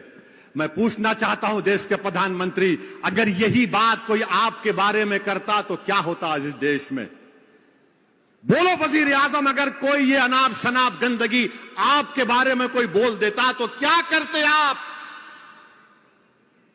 آپ کی پارٹی کے لوگ بن مناتے, بولنے والے کے گھر کو جلا دیتے. خاموشی اس لیے ہے کیونکہ گالی مسلمان کو دی جا رہی ہے. سناٹا اس لیے ہے کیونکہ مسلمان مر رہا ہے. یاد رکھو یہ دیش کے لیے ٹھیک نہیں ہے. میرے عزیز دوستوں اور بزرگوں, میں نے کسی جگہ پر پڑھا تھا, نوجوانوں میں تم سے کہہ رہا ہوں سنو میری اس بات کو, وہ مرد نہیں جو ڈر جائے, وہ مرد نہیں جو ڈر جائے, وہ مرد نہیں جو ڈر جائے حالات کے خونی منظر سے, وہ مرد نہیں جو ڈر جائے حالات کے خونی منظر سے. جس حال میں جینا مشکل ہو اس حال میں جینا مردی ہے, جس حال میں جینا مشکل ہو اس حال میں جینا مردی ہے. ہمارے جسم زخموں سے جوڑ سہی تم اپنے شکستہ تیر گنو, ہمارے جسم زخموں سے جوڑ سہی تم اپنے شکستہ تیر گنو. خود اہل ترکش بولیں گے یہ بازی کس نے ہاری ہے, خود اہل ترکش بولیں گے یہ بازی کس نے ہاری. یہ بازی حق کی بازی ہے, یہ بازی تم ہی ہارو گے, تم ہی ہارو گے. میرے عزیز دوستوں اور بزرگوں, اور یاد رکھو مسلمانوں, یاد رکھو میرے بھارت کے سیکولر ہندو لوگوں, بھائیوں اور بہنوں, یاد رکھو میرے ملک کے دلتوں, آدی واسیوں, جو نفرت کو نہیں مانتے, جو محبت کو مانتے ہیں, آج آپ کو کھڑے ہونا پڑے گا. اس دیش کو بچانا ہے, اس ملک کو بچانا ہے. اور کسی نے اچھا کہا تھا کہ جو آج کھڑے ہیں, جو آج کھڑے ہو کر نصیر اور جنید کے قاتلوں سے مقابلہ کر رہے ہیں, جو چیتن جیسے ظالم کا مقابلہ کر رہے ہیں, جو نور الحسن کے قاتلوں سے مقابلہ کر رہے ہیں, کسی نے اچھا لکھا ان کے بارے میں, وفا کے راستے کے سب مسافر گواہی دیں گے کہ تم کھڑے تھے. شہر کا سورج گواہی دے گا, جب اندھیروں کی کوکھ سے نکلنے والے یہ سوچے تھے, جب اندھیروں کی کوکھ سے نکلنے والے یہ سوچے تھے, یہ سب مسیحا مر چکے ہیں, مگر تم کھڑے تھے. آج آپ کو اور ہم کو کھڑے رہنا ہے. اور کیسے کھڑے رہو گے؟ اسد الدین اویسی کی جذباتی تقریر سن کر نہیں کھڑے ہو سکتے، اللہ پر کامل یقین کر کے کھڑے ہونا، رسول اللہ صلی اللہ علیہ وسلم سے سچی محبت کر کے کھڑے ہونا ہے۔ میں نے تمہارے سامنے صحابہ اکرام کی قربانیوں کو ذکر کیا، تم نمازی بن کر کھڑے ہو سکتے ہو، بے نمازی باطل سے مقابلہ نہیں کر سکتا۔ آپ نے سنا کہ وہ اللہ کے رسول اللہ صلی اللہ علیہ وسلم سے محبت کرنے والے صحابی، کیا نام تھا، حضرت خبیب رضی اللہ تعالی عنہ، پھانسی پہ چڑھا رہے ہیں، موت سامنے ہے، اور کیا کہہ رہے ہیں؟ ظالموں سے نماز پڑھنے دے، 2 رکعت نماز پڑھنے دے۔ نوجوانوں، تم مسجدوں کو آباد کیوں نہیں کرو گے؟ تم کب تک سیل فون سے محبت کرو گے؟ تم کب تک سیل فون میں گانے سنو گے؟ کیا تم صرف زبان سے رسول اللہ صلی اللہ علیہ وسلم کی محبت کا اعلان کرو گے، عمل میں نہیں کرو گے؟ تم کیسے مقابلہ کرو گے ان ظالموں کا؟ تم کیسے کھڑے ہو گے؟ تم نمازی بن جاؤ، نیک بن جاؤ، قرآن کو اپنے سینے میں اتارو اور اپنے عمل میں کر کے دکھاؤ، اور دیکھو اللہ کی مدد اور نصرت کیسے تمہارے قدم کو چھوئے گی۔ اگر تم ڈرتے رہو گے اور تم یہ بھی کہو گے کہ نہیں، میں رسول اللہ صلی اللہ علیہ وسلم سے بے پناہ محبت کرتا ہوں، ارے اگر محبت کرتے تو پھر نماز کیوں نہیں پڑھتے؟ اگر محبت کرتے تو شراب اور ڈرگس کو کیوں نہیں چھوڑتے؟ کیا تم نہیں جانتے کہ شراب اور ڈرگس اللہ کے رسول صلی اللہ علیہ وسلم نے فرمایا کہ برائی کی جڑ کہا، ام الخبائث کہا؟ کیا تم نہیں جانتے کہ سورہ بقرہ کی 219ویں آیات اور سورہ مائدہ کی 90 آیات میں اللہ نے کہا حرام ہے ڈرگز، شراب حرام ہے، مگر تم کیا ہے؟ گانجا مارتے ہو، تم گانجا مارتے ہو، تم حشیش مارتے ہو، نہیں میرے کو ہائی ہونا ہے، تم پیٹرول کو سونگتے ہو ڈال کر، کیا ہے تمہارا معاملہ؟ اللہ کے رسول صلی اللہ علیہ وسلم حضرت عمار کو کہہ رہے ہیں کہ تم طیب ہو، مطیب ہو، تم پاک ہو اور خوشبودار ہو، تمہارے پاس کیا ہے بتاؤ؟ کیا تم گانجا نشیلی چیزوں میں اپنی زندگی کو برباد کرو گے؟ نوجوانوں، تم مستقبل ہو قوم کا، تم اس ملک کا مستقبل ہو، تم مسلمانوں کے مستقبل ہو۔ تم اگر ایک معمولی 300-400 روپے کے لیے تم اگر بے ہوش ہو جاؤ گے تو پھر کون بچائے گا؟ کیا تم نہیں سمجھ رہے کہ یہ بچہ نور الحسن تمہارا بھائی تھا؟ کیا تم یہ نہیں سمجھ رہے کہ جنید نصیر تمہارے بھائی تھے؟ کیا تم یہ نہیں سمجھ رہے کہ نو میں گھر ٹوٹا تو تمہارا گھر تھا؟ مگر تم 500-800 روپے کا نشہ کر کے تم کو لگتا ہے کہ میں ہائی ہو گیا۔ ارے نشہ اگر پیدا کرنا ہے تو رسول اللہ صلی اللہ علیہ وسلم سے محبت کا نشہ پیدا کرو، کہ آگ پر لٹایا گیا اور احد احد کے نعرے حضرت بلال لگا رہے، احد احد احد،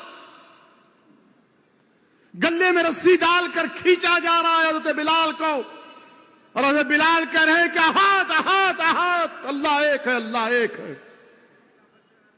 میرے عزیز دوستو، نوجوانوں، جب حضرت بلال رسول اللہ صلی اللہ علیہ وسلم پردہ فرما گئے، اللہ کے رسول صلی اللہ علیہ وسلم سے اتنی محبت کرتے تھے کہ مدینے کو چھوڑ کر شام چلے گئے،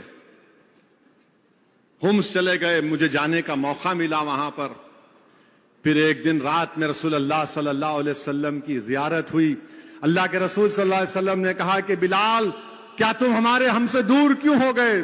مدینے کو آئے، مدینے کو آئے تو سب نے حضرت بلال سے کہا کہ بلال، رسول اللہ صلی اللہ علیہ وسلم کی اذان دو، بلال اذان دو، اذان دو، اذان دو۔ سب انکار کیا کہ اب میں نہیں دے سکتا، کیونکہ جب میں اذان دیتا تھا میں رسول اللہ صلی اللہ علیہ وسلم کو سامنے دیکھتا تھا۔ تو صحابہ نے کہا کہ ایک ہی طریقے سے حضرت بلال راضی ہوں گے، امام حسن اور حسین کو سامنے کیا، یہ ہمارے امام ہیں، امام حسن اور حسین۔ انہوں نے جا کر حضرت بلال سے کہا اے بلال نانا جان کی اذان دو. حضرت بلال نے کہا کہ آپ رسول اللہ صلی اللہ علیہ وسلم کے پھول ہیں, میں رسول اللہ صلی اللہ علیہ وسلم کو ناراض نہیں کر سکتا. حضرت بلال نے مدینہ شریف میں اذان دی. جب اذان دینا شروع کیے تو مدینے کی عورتیں نکل کر آئیں کہ دیکھو رسول اللہ. لوگوں نے پکار کر کہا کہ رسول اللہ صلی اللہ علیہ وسلم آ گئے. اور جب حضرت بلال اشہد ان محمد رسول اللہ بول رہے تھے, چیخ مار کر بے ہوش ہو گئے. لوگ جب ہوش آیا تو کہا, پوچھا گیا کیا ہوا, تو بولے جب میں اشہد ان محمد رسول اللہ بولتا تھا تو اللہ کے رسول صلی اللہ علیہ وسلم کو سام میں دیکھتا تھا. حضرت بلال واپس چلے گئے. نوجوانوں, محبت اس کو بولتے ہیں. یہ ہمارے لیے مشعل راہ ہے. ہم اللہ سے دعا کرنا کہ یا اللہ ان کا صدقہ عطا کر دے تیرے حبیب کی محبت کا. اس حضرت عثمان نے ذوالنورین کی محبت, رسول اللہ صلی اللہ علیہ وسلم کو دعوت دیے, آئیے میرے گھر میں, میرے غریب خانے میں کھانا کھائیے. رسول اللہ صلی اللہ علیہ وسلم صحابہ اکرام کے ساتھ جا رہے ہیں. عثمان ذوالنورین ان کے پیچھے ہیں, رسول اللہ صلی اللہ علیہ وسلم کے قدم گن رہے ہیں. اللہ کے رسول پوچھتے ہیں کہ عثمان تم کیا گن رہے ہو؟ تو فرماتے ہیں یا رسول اللہ آپ جتنے قدم ڈال کر میرے گھر کو آ رہے ہیں میں اتنے غلاموں کو آزاد کروں گا, بتاؤ تم کتنوں کو مدد کرو گے؟ نوجوانوں میرے ساتھ ایک وعدہ کرو آج کہ تم کبھی بھی انشاءاللہ تعالی ڈرگز پینے والوں کے قریب نہیں جاؤ گے. تم نہیں جاؤ گے ڈرگز پینے والوں کے پاس. تمہارا دوست بھی ہوگا تم اس سے دور رہو گے, اس کو بولو گے کہ چھوڑ اس گندگی کو. طے کرو, عہد کرو کہ میں شراب, جس جگہ پر شراب ہوگی میں اس جگہ پر نہیں جاؤں گا. کیا تم وعدہ کرتے ہو نوجوانوں؟ تم شراب کے قریب نہیں جاؤ گے, تم زنا کے قریب نہیں جاؤ گے. ارے میری بہنوں, میرے بھائیوں, اسلام میں غیر محرم کو ہاتھ نہیں لگا سکتے, نہیں لگا سکتے. تم کو اگر پہلے بھی کہا ہوں شادی کرو, یہ بٹھا کر پھرنا نہیں. وہ بول رہے جب جہنم کی آگ تم کو لگے گی, جب جہنم کی آگ تم سے سوال کرے گی تم نے کسی غیر محرم کو کیوں ہاتھ لگایا, اور اللہ معاف نہیں کرے گا تو تم او بولو گے. تم کو معلوم یہ آگ کب سے جل رہی ہے؟ جل جل کے سفید ہو چکی ہے لاکھوں برس تک. کیا تم چاہو گے کہ تمہاری بہن کو کوئی ایسا کرے؟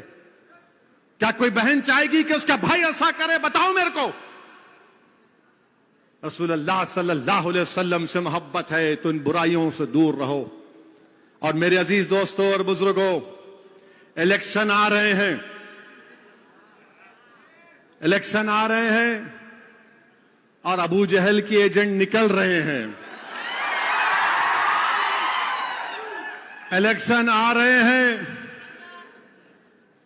اور مغیرہ کے جانشین نکل رہے ہیں. یعنی یہ لوگ جو گستاخ رسول تھا, جس کے تعلق سے اللہ کے رسول صلی اللہ علیہ وسلم فرمایا کہ تو ولد حرام, یہ ان کے لوگ, ان کے ایجنٹ نکل رہے ہیں. یہ تمام نکلیں گے. اب جیسا چوہا بل سے نکلتا ہے سب نکل کے بولیں گے. میرے عزیز دوستوں اور بزرگوں, آپ کو ہمیشہ کی طرح مجلس اتحاد المسلمین کو کامیاب کرنا ہے. آپ کو ہمیشہ کی طرح مجلس اتحاد المسلمین کے حق میں ووٹ دینا ہے. مجلس کو آپ کو کامیاب کرنا ہے. اور جہاں پر مجلس کے امیدوار نہیں رہیں گے وہاں پر آپ کو ماموں کو کامیاب کرنا ہے. تو نئے ماموں سے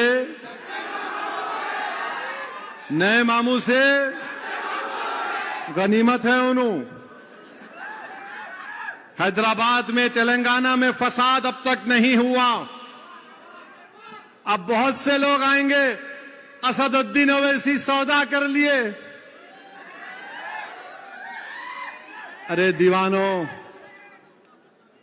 میں نے حضرت ابو ذر غفاری رضی اللہ تعالی عنہ کہ اس واقعے کو پڑھا, حدیث شریف کو پڑھا کہ رسول اللہ صلی اللہ علیہ وسلم نے کہا کہ کسی کے تانوں کی فکر نہیں کرنا، اسد الدین اویسی کسی مائیکا لال کے تانے کی فکر نہیں کرتا۔ امام احمد بن حنبل ندی کے کنارے کھڑے ہوئے تھے۔ امام احمد بن حنبل نے ایک بچھو کو دیکھا پانی میں ڈوب رہا ہے، تو امام احمد بن حنبل رحمت اللہ علیہ نے بچھو کو نکالا، ان کو ڈس لیا، انہوں نے پانی میں چھوڑا، 4-5 مرتبہ نکالا، اس نے پانی کو ڈس لیا، پانی ان کو ڈس لیا۔ بھائی صاحب بیٹھیے، ابھی ختم نہیں ہوا، بیٹھیے بیٹھیے بیٹھیے، ابھی کوئی آواز نہیں نکالنا ہے آپ، چھوڑ دو واسکوٹ۔ ہاں، امام احمد بن حنبل 4-5 مرتبہ بچو کو نکالے، بچھو ڈسا۔ امام احمد بن حنبل کے شاگرد نے کہا کہ امام احمد بن حنبل آپ کیوں اس بچھو کو بچا رہے ہیں پانی میں ڈوبنے سے، آپ کیوں اس کو بچا رہے ہیں؟ امام احمد بن حنبل نے کہا یہ اپنی عادت سے مجبور ہے، میں اپنی عادت سے مجبور ہوں، بچانا میرا کام ہے، ڈسنا اس کی ذات اور اس کی فطرت ہے۔ تو یہ ڈسنے والے ڈسیں گے، مگر ہمارا کام یہ ہے کہ ہم قوم اور مسلمانوں کو بچائیں، ہم اپنی ریاست کو بچائیں، یہاں کے امن کو مضبوط کریں۔ اور مجھے یقین ہے کہ کانگریس کے لوگ بہت آئیں گے، بہت آئیں گے۔ ارے میں تو تمہارے لیڈر سے کہوں گا کہ اب کی بار وائناڈ نہیں، حیدرآباد سے مقابلہ کرو میرا، آؤ، میں چیلنج کر رہا ہوں، وائناڈ کیوں، یہاں حیدرآباد کو آؤ، 2 ہاتھ ہم آزما لیں گے، پنجہ آزما لیں گے، آ جاؤ۔ کہاں وائناڈ جاتے پیارے، یاؤ، بڑی بڑی باتیں کرتے ہو، بڑی بڑی باتیں کرتے ہو، ارے بات کیوں کرتے، آؤ زمین پر آؤ، مقابلہ کریں گے، آؤ ایک شیروانی داڑھی ٹوپی والے سے مقابلہ کر کے دیکھو، مزہ آئے گا۔ جس نے ایک مسلمان ایم پی کو اناب شناب بکا پارلیمنٹ میں میرے سامنے بھی کھڑا ہوا تھا، میں نے کہا بیٹھ جا، میری زبان کا مقابلہ نہیں کر سکتا۔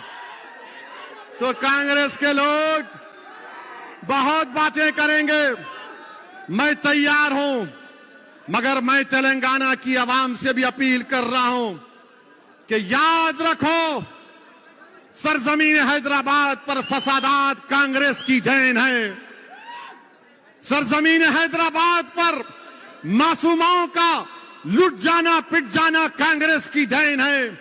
ہم نے بڑی مشکلوں سے امن کو مضبوط کیا ہے، اس امن کو مضبوط رکھیے، اور یقیناً بہت سے کام کروانا باقی ہے، ہم کام کروائیں گے انشاءاللہ تعالی۔ یہی کانگریس تھی جب بابری مسجد کو شہید کر دیا گیا تھا، آج سیکریٹریٹ کی مسجد کو شہید کر دیا گیا تھا، مگر مسجد تعمیر ہوئی، بابری مسجد تعمیر نہیں ہوئی، مسجد تعمیر نہیں ہوئی۔ بتاؤ کانگریسیوں، نرسمہا راؤ تمہارا پپا تھا یا نہیں تھا، بتاؤ۔ اور ہم سے کہتے ہیں یہ بی جے پی کے لوگ کہ پارلیمنٹ میں مجلس کے 2 ایم پیز نے خواتین کے ریزرویشن کے خلاف ووٹ دیا، مگر میں اور امتیاز جلیل نے ہم نے پوری پارلیمنٹ کو ہلا کے رکھ دیا، الحمدللہ۔ 450 ووٹ پڑے خواتین کے تحفظات کے لیے، 2 خلاف میں پڑے، 2۔ اسپیکر صاحب نے کہا اویسی صاحب آپ 2 ہیں، آپ کے ساتھ کوئی نہیں ہے۔ میں نے کہا میرے ساتھ اللہ ہے، ہمارے ساتھ اللہ ہے، ہمارے ساتھ اللہ کا حبیب ہے، ہمارے ساتھ اہل دل کی دعائیں ہیں۔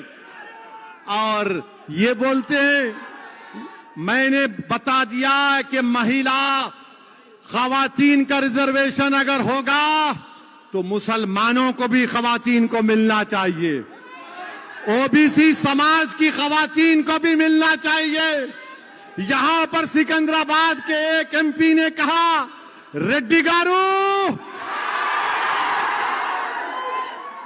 کیوں او بی سی سماج کے مہیلاؤں کو ریزرویشن نہیں ملنا چاہیے؟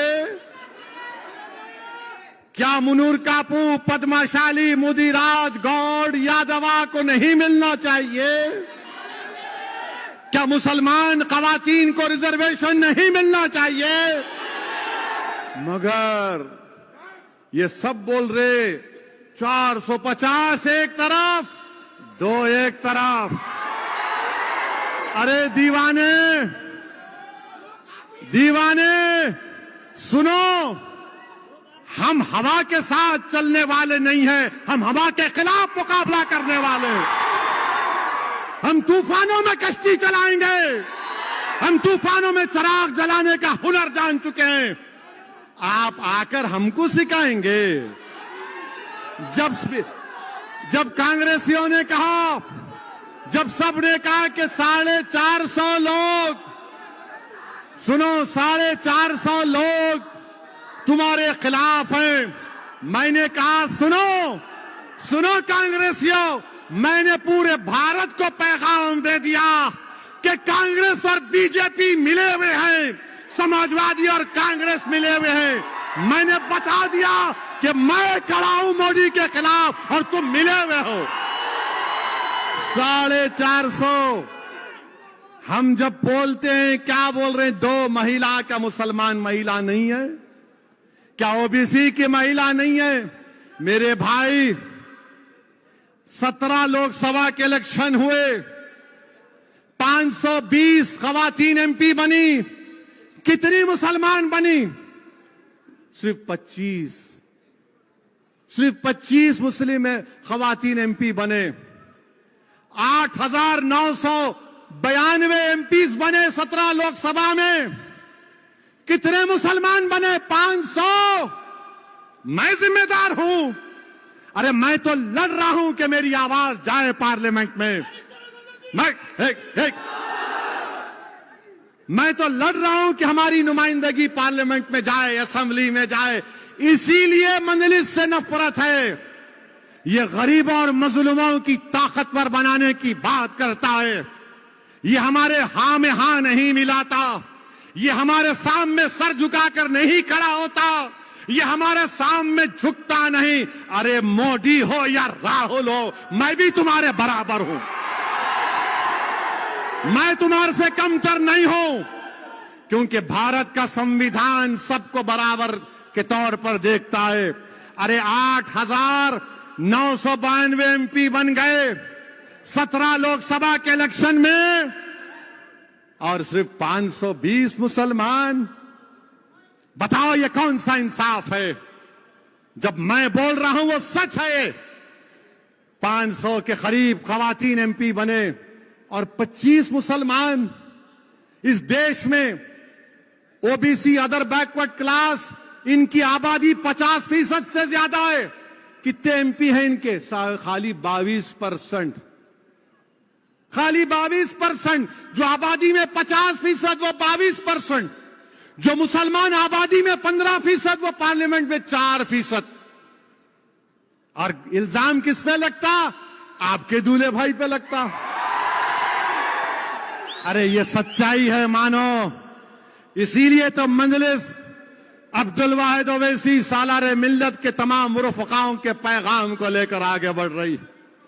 میری آپ سے گزارش ہے کہ تلنگانہ کو بچا کر رکھیے، تلنگانہ کو مضبوط رکھیے. یہ طاقتیں جو نفرت پھیلانا چاہتی ہیں، جو شہر میں فساد برپا کرنا چاہتی ہیں، ان کو قریب آنے مت دیجیے. تلنگانہ میں جہاں مجلس کا امیدوار ہوگا، بے خوف ہو کر مجلس کو ووٹ دیجیے. جہاں مجلس کا امیدوار نہیں ہوگا، وہاں پر ماموں کا ساتھ دیجیے. اور ڈرنے اور گھبرانے کی ضرورت نہیں ہے. اور جو لوگ بولتے مجلس کیا کری؟ اچھا، یہ راجستھان، مدھیہ پردیش، چھتیس گڑھ میں تمہاری گورنمنٹ تھی. کتنا بجٹ ہے مسلمانوں کا؟ بولو. बोलो राहुल गांधी कितना बजट है? यहां 2200 करोड़ है, राजस्थान में 250 करोड़ है। आबादी एक ही है, जितने मुसलमान राजस्थान में उतने तेलंगाना में। वहां 2200 या वहां 250 या 2200 क्यों? क्योंकि यहां पर आप हैं, आप मुत्तहिद हैं, आप में सियासी शऊर है, आपकी जमात है, आपकी एक सियासी पहचान है। यहां पर शहीद की हुई मस्जिद को आपने बनाया, आपके इत्तेहाद से बनाया। क्या कांग्रेस ने बाबरी मस्जिद को बनाया? मेरे अजीज दोस्तों, बुजुर्गों, छत्तीसगढ़ में कांग्रेस की सरकार है। बताओ, अगर आज तेलंगाना में 80,000 से ज्यादा मुस्लिम बच्चे और बच्चियां 6th क्लास से 12th क्लास तक फ्री में पढ़ रही हैं, तो राजस्थान में कितने पढ़ रहे हैं? बताओ कितने पढ़ रहे हैं राजस्थान में? नहीं बताएंगे। नहीं, ओवैसी ऐसा है, इनसे सवाल करो कि तुमने मुसलमान का नाम नहीं लिया पार्लियामेंट में। ये कांग्रेसी ऐसे हैं, समाजवादी लालू की पार्टी, अरे तुम लफ्ज मुसलमान का नाम लेने से डरते पार्लियामेंट में। मैंने खड़े होकर कहा कि मुसलमान खवातीन को, ओबीसी खवातीन को रिजर्वेशन मिलना चाहिए। मेरे अजीज दोस्तों और बुजुर्गों, हम खवातीन के खिलाफ नहीं हैं। हम कैसे खवातीन के खिलाफ हो सकते हैं? हमारे रसूल सल्लल्लाहु अलैहि वसल्लम, जिसकी हम उनकी उम्मत हैं, आका ने फरमाया कि मां के पैरों के नीचे जन्नत है। आका ने फरमाया कि तुम में सबसे बेहतरीन वो है जो घर वालों से अच्छा है। हम कैसे अपनी खवातीन के खिलाफ हो सकते हैं? ये लोग नहीं, आप खवातीन के खिलाफ है। अरे तुम खवातीन के खिलाफ भी हो और मुसलमानों के भी खिलाफ हो, तुम ओबीसी के भी खिलाफ हो, तुम मुसलमानों के भी खिलाफ हो। मेरे अजीज दोस्तों और बुजुर्गों, जब बात खवातीन की निकली तो अपनी माओं से अच्छा बर्ताव करो, अपने बाप से अच्छा बर्ताव करो, इज्जत करो अपने बाप की, अपनी मां को इज्जत करो। अल्लाह ने बाप की कसम खाई है, मां की शान रसूलुल्लाह सल्लल्लाहु अलैहि वसल्लम ने बयान की। क्या तुमको मालूम कि जब अल्लाह के रसूल सल्लल्लाहु अलैहि वसल्लम अपनी मां के खबर पर गए थे तो बैठकर रोए रसूलुल्लाह सल्लल्लाहु अलैहि वसल्लम, आंसुआं निकल गए अपनी मां को याद करते करते। मेरे अजीज दोस्तों और बुजुर्गों, अपने बाप की इज्जत करो, बाप को गले लगाओ, बाप के हाथ चूमो। मेरे एक दोस्त हैं, मुझसे कभी कभी आकर बोलते, अरे असद भाई, आज हमारे बाप बड़ा मूड ऑफ था उनका, बहुत गुस्सा किए मेरे को। तो मैं उनसे कहता हूं, प्यारे तुम बड़े लक्की हो, खुशकिस्मत हो। बोले मैं गुस्सा सुन के आ रहा हूं अब्बा का, आप मेरे को लक्की बोल रहे।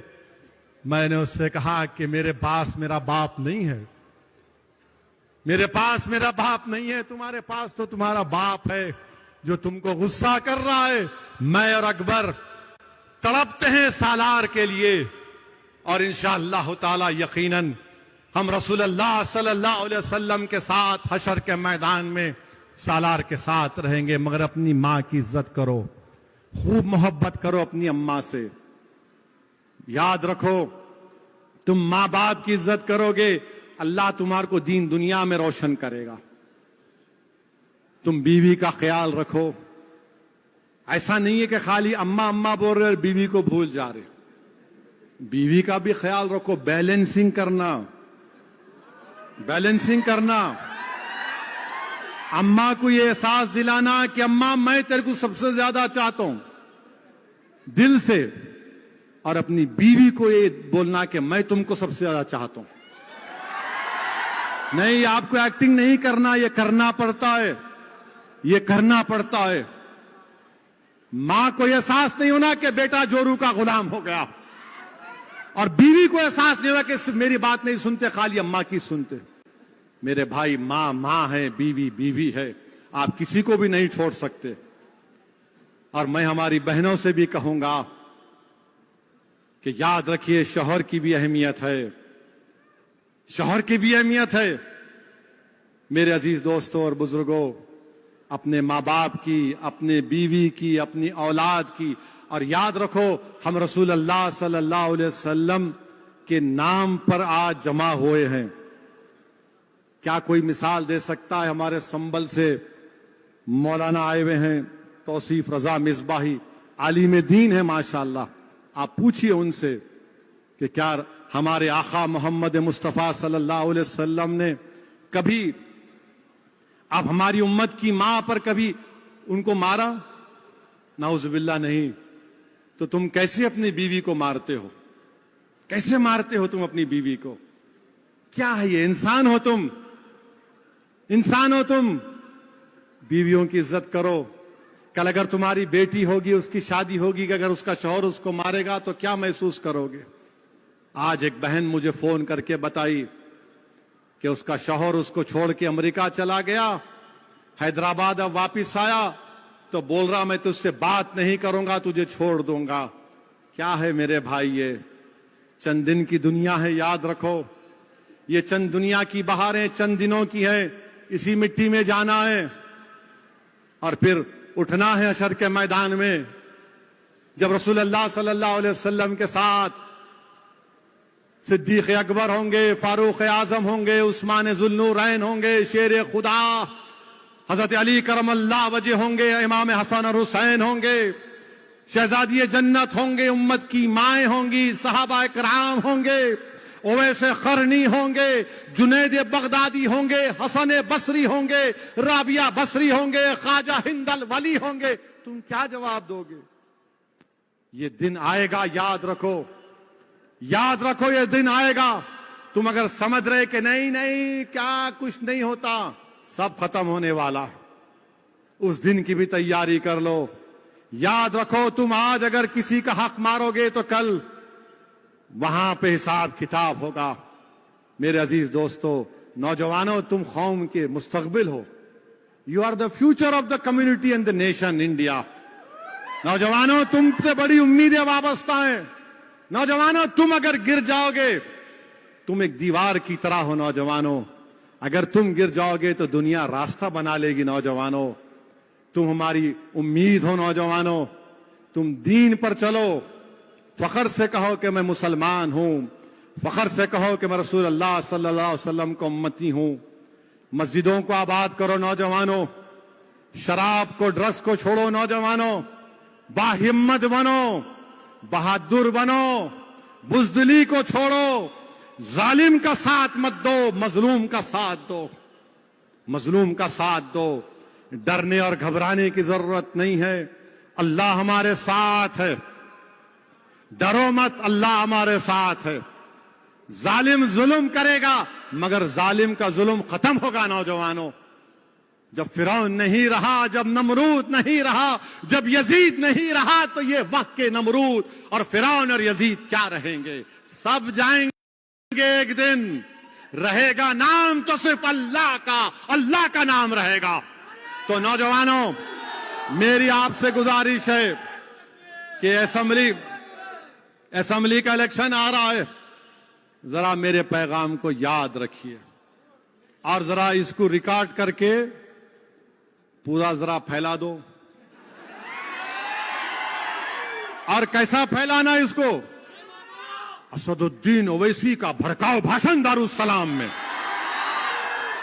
بھڑکاؤ بھاشن، ٹن ٹنا ٹن. تو دیکھنے والا او ہو اب تو پکڑیں گے، انہیں بھی سن لیتا. ارے انہیں تو ہمارے کو ہی بول دیے.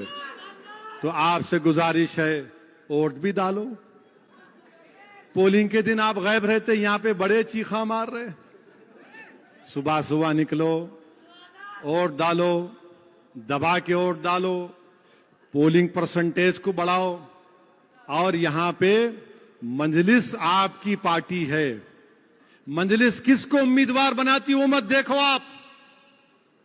میں بھی کبھی نہیں رہوں گا اس دنیا میں، میں چلے جاؤں گا، مگر تم کو اللہ اس کے رسول کا واسطہ دے رہا ہوں، تم مجلس کو مضبوط کرنا، تم مجلس سے وابستہ رہنا. یہ ہماری دولت ہے، یہ آپ کا ہے، یہ آپ کی دولت ہے جو آپ کے آباء و اجداد نے، ہمارے اسلاف نے خون پسینے سے اس کو زندہ رکھا. भारत की कोने कोने में चले जाओ, कोई सियासी आवाज गरीब और मजलूमों की नहीं है। सब यही बोलते कि काश हमारे पास मंजलिस होती, मगर मंजलिस यहां पर आई तो बड़ी कुर्बानियों का सफर करके आई है। तो मेरी आपसे गुजारिश है कि आप आने वाले असेंबली के इलेक्शन में मंजलिस को मजबूत करिए। मंजलिस के जितने भी कैंडिडेट रहेंगे वहां पर मंजलिस के निशान पर बटन दबाइए, और जहां पर मंजलिस नहीं है मामू का साथ दो। ये नहीं होने वाला है इन कांग्रेसियों से, याद रखो मेरी बात को आप। ये लफ्ज मुसलमान बोलने से डरते हैं। हां, एक मुसलमान का नाम हर जगह लेते, एक का नाम लेते, ओवैसी ओवैसी ओवैसी ओवैसी, इन्हें वैसा है, इन्हें वैसा है। अरे प्यारे, मैं मरने को तैयार हूं, क्या करोगे तुम बोलो? मैं अपने मकसद के तहत मरने को तैयार हूं, मैं अपनी जान गंवाने को तैयार हूं, मगर मैं जालिमों से हाथ मिलाने को तैयार नहीं हूं। मैं राय हक से मुंह मोड़ने वाला नहीं हूं। मैं अपने मकसद में कामयाबी हासिल करना चाहता हूं। और लोग बोलते, अरे क्या है हज़रत, खाली 8-9 लेके क्या करते? प्यारे, ये 60-70 हजार के बराबर है। ये मंजलिस की ताकत है। बहरहाल अजीज दोस्तों और बुजुर्गों, शहर के अमन को बरकरार रखिए। हमारा पूरे फेस्टिवल पुरअमन तरीके से गुजर जाए। हैदराबाद की पुलिस का साथ दीजिए, अमन को बरकरार रखिए। अबू जहल की औलाद को पहचानो, ये इबलीस की औलाद को पहचानो, ये अबू लहब के साथियों को पहचानो, इन सब को पहचानो। ये दुश्मन है हमारे इत्तेहाद के, ये दुश्मन है तेलंगाना के। तो मेरे अजीज दोस्तों और बुजुर्गों, उन लोगों को भी पहचानना पड़ेगा जो हमेशा टीपू सुल्तान को धोखा देने वाले कौन, सिराजुद्दौला को धोखा देने वाले कौन? मुसलमान। अब निकलेंगे पूरे। ला रे व्हाइट शर्ट ला जरा, व्हाइट एकदम एकदम दवा के कफ मार के यूं फुग्गा निकाल के। मंजलिस ऐसी है। 4.5 साल कहां थे तुम जब कोविड में मंजलिस 1000 सिलेंडर कोविड के पेशेंट को फ्री में बांट रही थी?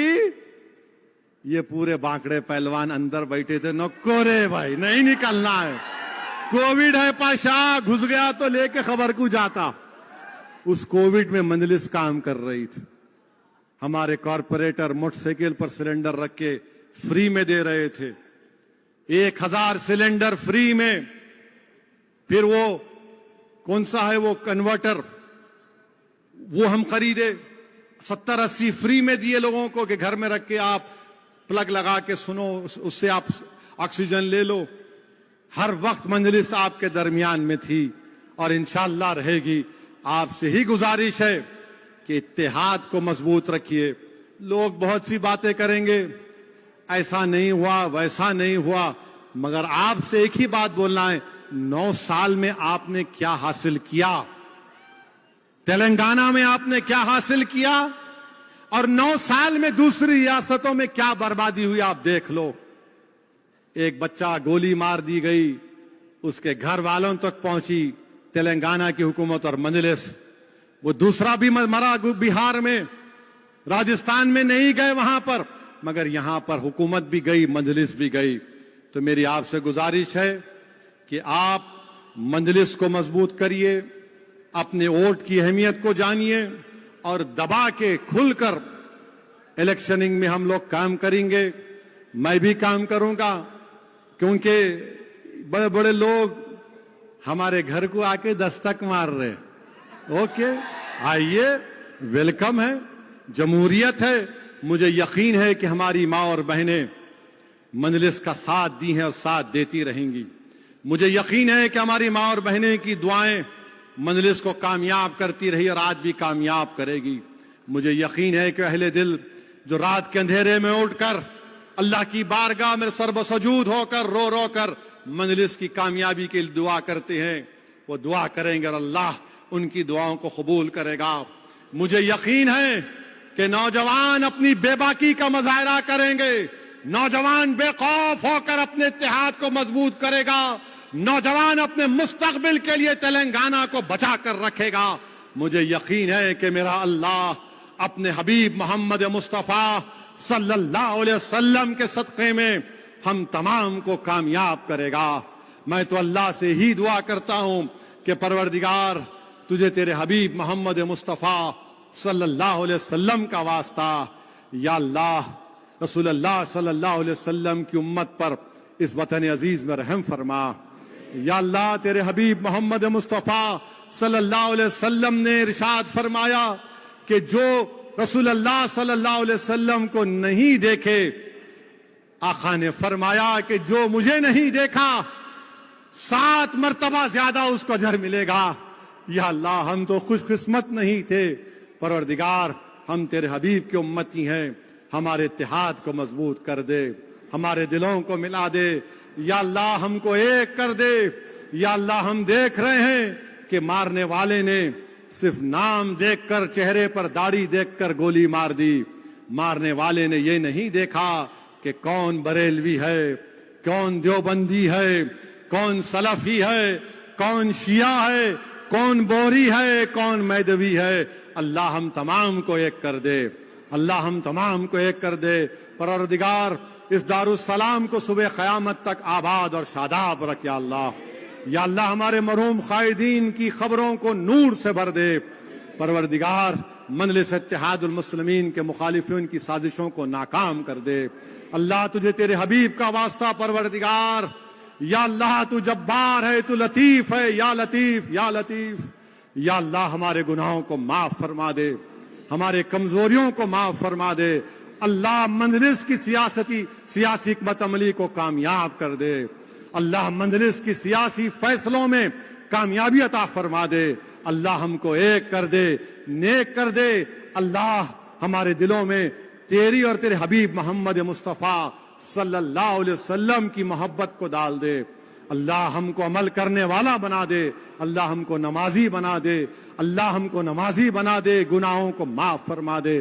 اللہ ہم کو ماں باپ کی خدمت کرنے والا بنا دے، اللہ ہم کو ہماری بیویوں سے اچھا سلوک کرنے والا بنا دے۔ اللہ ہماری بہنوں کو اپنے شوہروں سے اچھا سلوک کرنے والا بنا دے۔ اللہ ہماری اولادوں کو مجاہد بنا دے، اللہ ہماری اولادوں کو ولی اور ولیہ بنا دے، اللہ ہماری اولادوں کو مفسر بنا دے، اللہ ہماری اولادوں کو خطب الوقت بنا دے، اللہ ہماری اولادوں کو صبح قیامت تک دین اسلام کا پرچم بلند کرنے والے بنا دے۔ اللہ وطن عزیز بھارت کو امن کا گہوارہ بنا دے۔ اللہ یہ وہ سرزمین ہے جہاں پر تیرے حبیب نے فرمایا کہ مجھے ٹھنڈی ہوا آتی ہے، یا اللہ یہاں پر نفرت کی آگ کو بجھا دے۔ پروردگار ہم کو اس لیے ستایا جا رہا ہے کہ ہم رسول اللہ صلی اللہ علیہ وسلم کے امتی ہیں۔ اللہ ہم کو اس لیے مارا جا رہا ہے کہ ہم تیری توحید کا اور وحدانیت کا اقرار کرنے والے ہیں۔ اللہ تمام ظالموں کے ظلم سے ہم کو بچا لے۔ اللہ ہم تیرے محتاج تھے اور تیرے ہی محتاج رہنے والے ہیں۔ اللہ یہ ماہ ربیع الاول ہے، یا اللہ تیرے حبیب کی آمد کا مہینہ ہے۔ پروردگار جب ابو لہب کو راحت مل سکتی جنت میں، تو ہم تو آقا کی امت ہے، یا اللہ ہم پر رحم فرما دے، ہم پر کرم فرما دے، ہم پر فضل فرما دے۔ وآخر دعوانا الحمدللہ رب العالمین۔ اللہم صلی علی سیدنا محمد عبدک رسولک نبی ام الآل صحابہ وسلم۔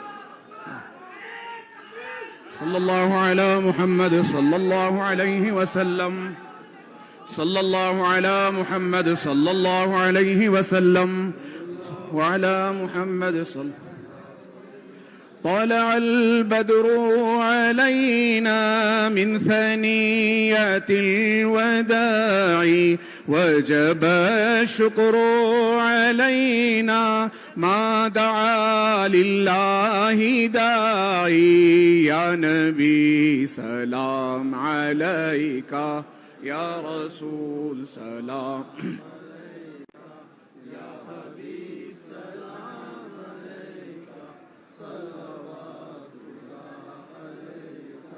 أرسل الله تعالى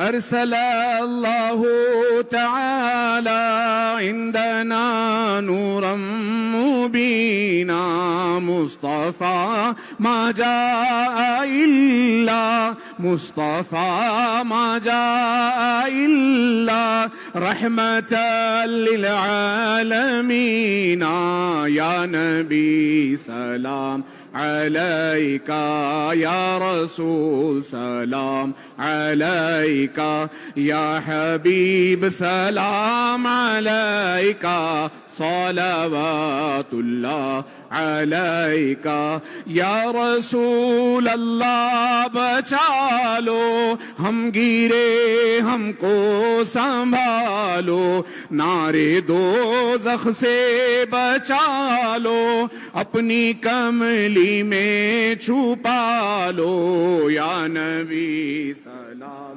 علیکہ یا رسول سلام علیکہ یا حبیب سلام علیکہ صلوات اللہ ربنا تقبل منا الفاتحة إلى حضرة النبي صلى الله تعالى عليه وسلم.